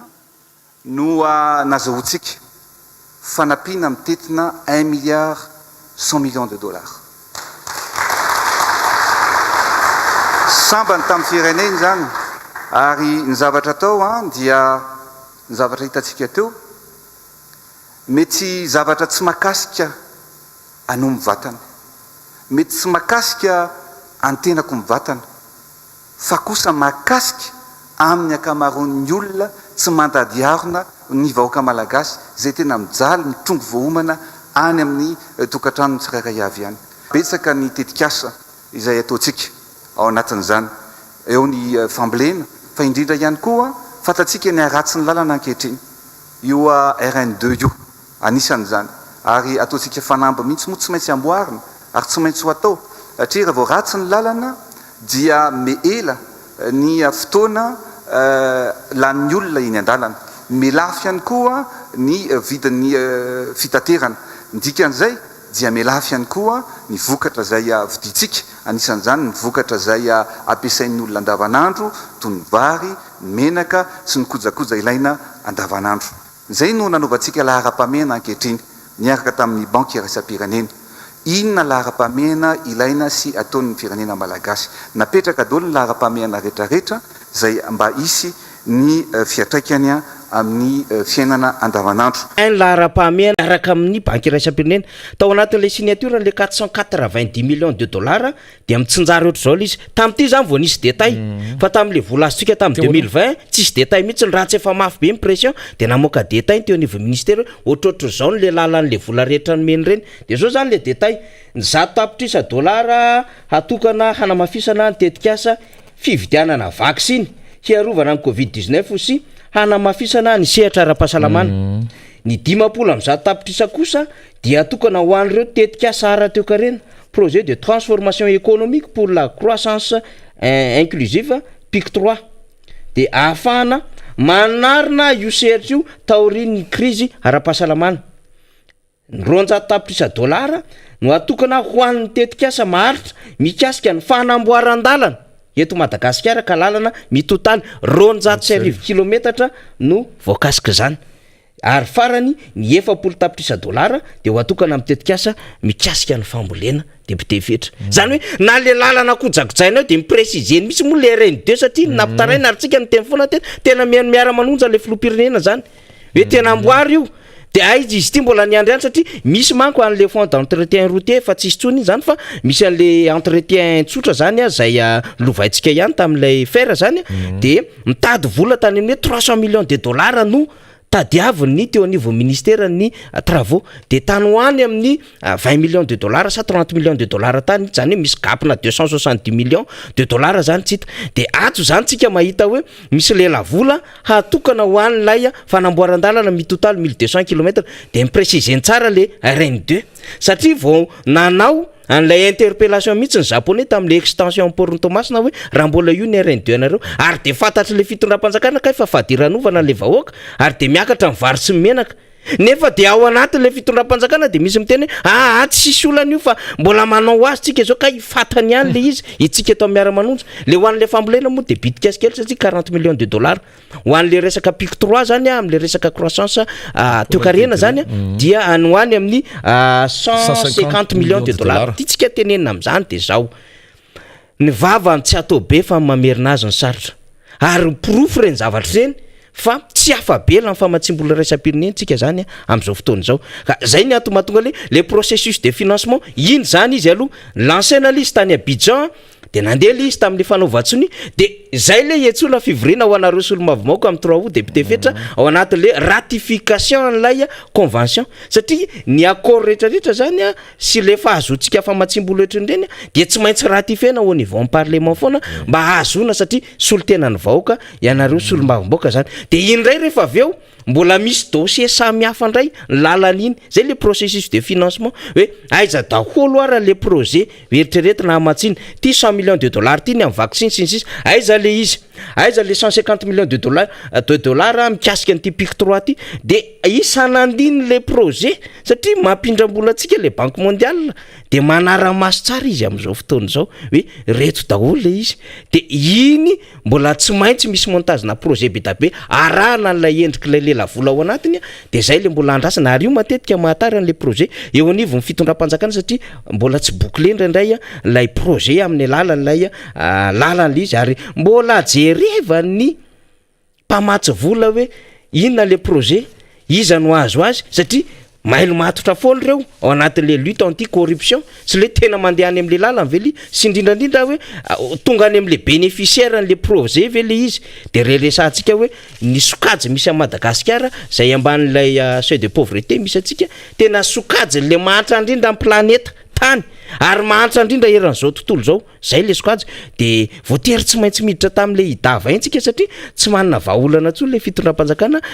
député fetra zany misaotra namana faniry ny zava-misy any dia efa miariary hoe tapidalakaleto ny sokona nanany bato le fitondram-panjakana misy amin'izao fotoana izao ary raha misy ny atao hoe tena tompon-daka eran-tany amin'ny tsy fahamatorana amin'ny fiovaovakevitra ny amin'ny filazana satria namafisiny reny lahateny nataony anakefatra ny rahantsika nahita teo reny mpiaino dia teto amin'ny firenena tao anatin'izay 80 taona nahazahoana fahaleovan-tena izay tsy mbola nisy zany mpitondra fanjakana na filoha-pirenena ny verimberina sy ny vadibadidela toy ity misy amin'izao fotoana izao ity efa nitenenao ta de tsy velenako tsony reny hoe tsy mila mpamatsy volontsika apindrana an'zao zao na 3 na 9 taona tsy isy eto izany zao ny zavatra mampalahelo fotsiny amin'ny akapobe mba azahoany ny vahoaka le fomba fandehan'le raha ny teo ara tsy mazava araky ny tenin'ny faniry teo tsy mazava ny 700 tapitrisa dolara izay na ny sitrahantsika ny atrehana ny ady manodidina karaha toekareny io na resaka ady amin'ny valanaretina covid-19 tamin'ny taona 24 tonga ndray ity izay zavatra nolavo ny tany aloha raha nanao fampelezakevitra izy de io ndray nefa noentin'ny mirehare am'izao fotoana zao tena hoe na ianao manongy tena mampiteniny mona ny fihetsika ataon'ny filoha-pirenena aloha voalohany indrindra ary eo ihany ny fihetsiky ny filoha-pirenena fa hoe manahoana manana mpanolo-tsaina ingenao andriamatoa filoha manana minisitra manam-pahaizana ianao manodidina anao betsaka manam-pahaizana na ikena koa raha misy tsy de makaiza ihany koa fa mba mieritreritra kely varavety fenao alohany itenenanao andriamatoa filoha-pirenena hoe zao eny ny teninao vo heritona lasa izay vo rotona lasa nge zao de zao ny teninao mifanohatra am'izao ambaranao sitrikitrianao zao androany izao sy omaly izao zao ny zavatra mampalahelo ary ny fijeriko azy raha iny atao hoe fampidira trosa indray fampibabena trosa fanampiny indray netiny andriamatoa filoha mirehare dia tsy nisy navita toanao araky ny teniko tany amboalohany hoe fampisehoana tsy fahamatorana ny faharoa mivadibady dela nefa filoha-pirenena tokony hoe olo-mpanjakana modely amin'ny fihetsika amin'ny fiteny amin'ny zavatra atao mba ho raisy ny taranaka sy ny vahoaka malagasy ohatra tsara miala tsiny andriamatoa filoha fa tsy aminao izany de zao zany miampy indray ny trosa namana faniry miampy indray ny trosa ry vahoaka malagasy rehetra tsy fantatrao ity eto fa nahosokirina amin'ny lapelina ary ireo mpitondra ireo ho hitanao reo ndray fandrira rany amin'ny fanaporofona hoe nakaiza marina inona marina ny tena lara-pahamehana any mantsy nefa nisan'ny ny rairaitsika sy ny tabatabaitsika teto niviny fandarana Miara Manonja ity hoe mila mangarahara ny zavatra volam-bahoaka io ny vahoaka no ampidirina reo kizy ao anatin'izao ary io mpamatsy voly iraisam-pirenena toy ny banky iraisam-pirenena io za tsy resy lahatra ny fahaizanareo nahazoaonareo an'izany fanampiana 1 milliard 100 millions de dollars zany fa amin'ny ampahany betsaka de ny alahelony sy ny fiantrana ny vahoaka malagasy zay andriamatoa filoha ihany no ny teny hoe mitrongo voahomana isika ary izy moa ny nampiemotra sy nahatonga ny malagasy tena mandady am'izao fotoana zao mireconnaître izy zany fa ianao nge andriamatoa filoha tao anatin'izay 90 taona fahaleovatena zay nitondra nge ianao efa ho 7 taona 20 taona zao ny anjaranao tao anatin'izay ary io lalana zay mahazo apahany hoe 200 tapitrisa dolara izay amatsina fikojakojanona fanamboaran-dalana mirefy 200 kilometatra io tadidio tsara ary vahoaka mpiaino sy andriamatoa filoha sy ireo mpanaradia azy ny fomba na ny sorapotaka ny filora valomanana nentina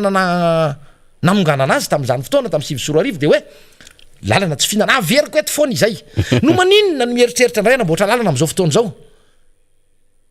fandrebrebe na fandrendrena saim-bahoaka ohatra ratsy no nomenao andriamatoa filoha miaraka amin'ny mpanaradianao nanomboka amin'ny taona 7 ary tadidio fa manana andraikitra ao anatin'izay le 90 taona nazona fahaleovatena zay ianao ary ny tena mbola olana goavanao anatin'izay sy ny tena gravy de ianao no tena rekoro raha samy mpitondra fanjakana na filoha-pirenena teto ny fandimby na tonga ny laharatsika any amin'ny farany am'izao fotoana zao ahoana ny mbola asa inony teny tsy verenako tsony satria ny raha nahita teo izany hoe lahateniny zany profo mitoaka amin'ny tenda reny andriamatoa filoha asianareo mpanaradia azy tsy afaka ianareo tsy afaka ianareo amin'ny fitantanana tompon-dakeran-tany araky ny teniko nareo amin'ny fivovahakevitra ny resaka fiarahanao tsisy resaka asana ekipa zany ao fa samy maka ho azy ao de samy mandidy manapaka fa rehefa aveo asa raha manam-potoana tsika na amin'ny herinandro ny resaka fanamafisana n'inyle didim-panjakana misy volavolana didim-panjakana makasika ny resaka décentralisation zay nresantsika fa tsy valaparatsika zay ny androany fa ity lahateny sy ty firehariana indray satria nahazo an'izao sy zao ny trosa tena hoe trosa mampibaby trosa fanampiny de sahanao no mirehare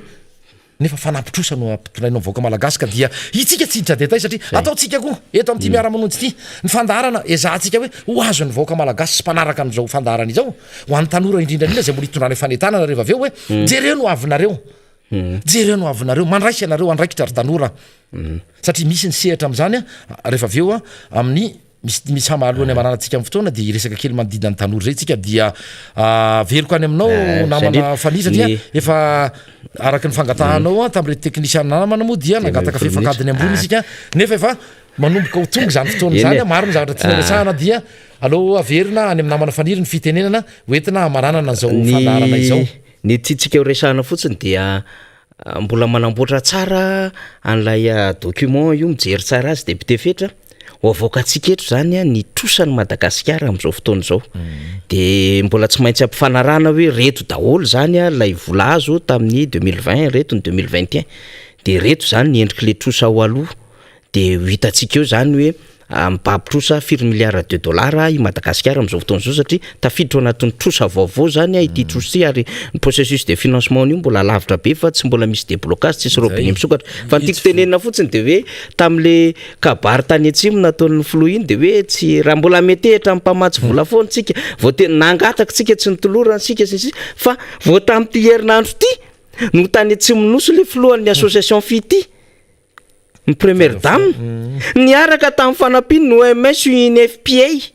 zany hoe mbola nisy mpamatsy vola ihany niaraka taminy zany tsy nahavita nandeha reritsony nefa miteny fa hamadika ampeditsika nangataka foana tsika nitolorana foana tsika raha mbola miaraka amin'ireo tsika tsy mety zao hamadika ampeditsika nefa nandeha tany le floan'le association fity zay tsisa fa mivadiny floan'ny république de mbola nitolo-tany na fiaraha-miasa amin'ny OMS no natao zany sy niaraka tamin'ny UNFPA de tia ny amaranako ny fandraisako anjara fa efa hiditra Rina Arabe Mananjara député fetra zany ao anatin'izay resaka izay no tsongaiko izy ity ny tsongaiko izy ity tao anatin'ny tamin'ny tenin'ny floan'ny république omaly de tao anatin'ny page ny DGPP zany direction générale ny projet présidentiel zany de fohy fotsiny ity de anjarany rehetra mahalala sy mandinika azy zao ny teneniny tao le président indrindra am'izay le président de la République Andry Rajoelina a tenu à remercier aux juges la Banque mondiale pour son engagement et son soutien en faveur de Madagascar de zao am'izay guillemets an'izay zany hoe fitaterana lay tenin'ny flou zany zao nataon'ny flou notre détermination a besoin d'un soutien et d'un accompagnement pour rattraper le retard de développement de notre pays a-t-il déclaré zany hoe raha dikako teny gasy atsika zany de hoe ny fahavononanay de mila tosika sy fanampiana mba hatratrarana ny fahatarany ny fampandrosoany ty fireneny ty any mila an'le banque mondiale ihany zany tsy le mpamatsy vola satria tena tsy tafavoaka tsony ao anatin'izay fahatarany eo fampandrosoany fireneny zay le izy ry vahoaka malagasy isika mpanaraka Miara Manonja zavatra tsy miforona nresantsika ao anaty pazina direction générale anisan'izay zay miaraka amin'ny fitondram-panjakana rehefa nisy an'ity davin ity zay angamba noetiko amaranana ny anjarako fa ho avelako anao sy Rina Arabe Mananjara indray ny sehatra famaranana député fetra satria ianao mbola manakambara amin'le zavatra ho atao zoma sy isabotsy amin'ny fianambe nasionaly mpanohatra député fetra mankasitraka faniry dia alohan'ny amaranana satria efa tazako ao ambadika ao ny namana Rina dia tsy aya ny tsy saotra n'ireo rehetra izay nandray anjara tato anatin'ity fandarany ity ho an'ny anio ho an'ny androany fa nefa alohan'ny teny isarahana sy atongavany mpanao gazety namana Rina Arabe Mananjara dia mba tiako ny hitondra fanetanana toy ny efa nataon'ireo namana hafa rehetra teo indrindra mahakasika ny tanora amin'ny ankapobeny satria ireo no avin'ny firenena efa rahantsika mahita ny tsy fahamatorana aseho an'izao fitondravana misy amin'izao fotoana izao miantso atsika rehetra na voafetra ara ny atao hoe toerana no ny amehana ara-pahasalamana amin'ny fiaonambe atrikasa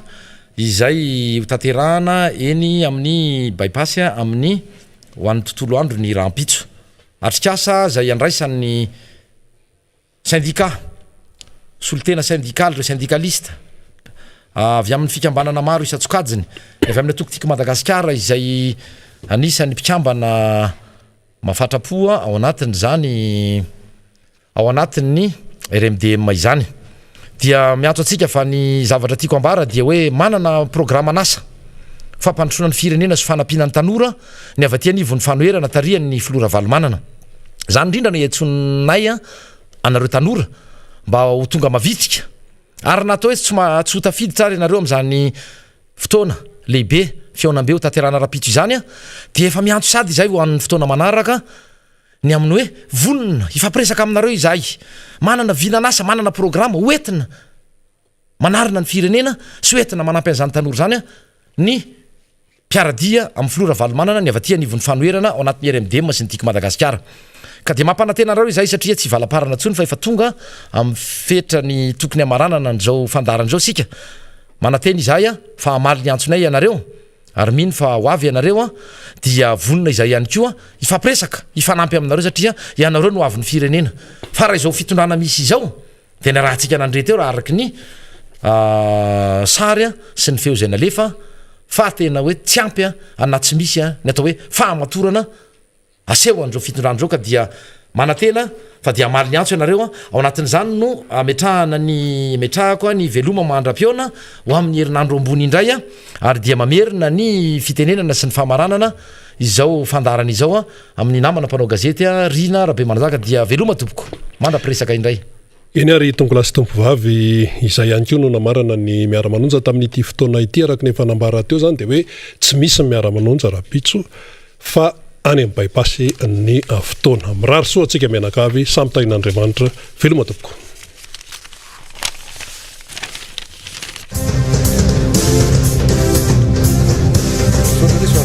Niako tsy sadra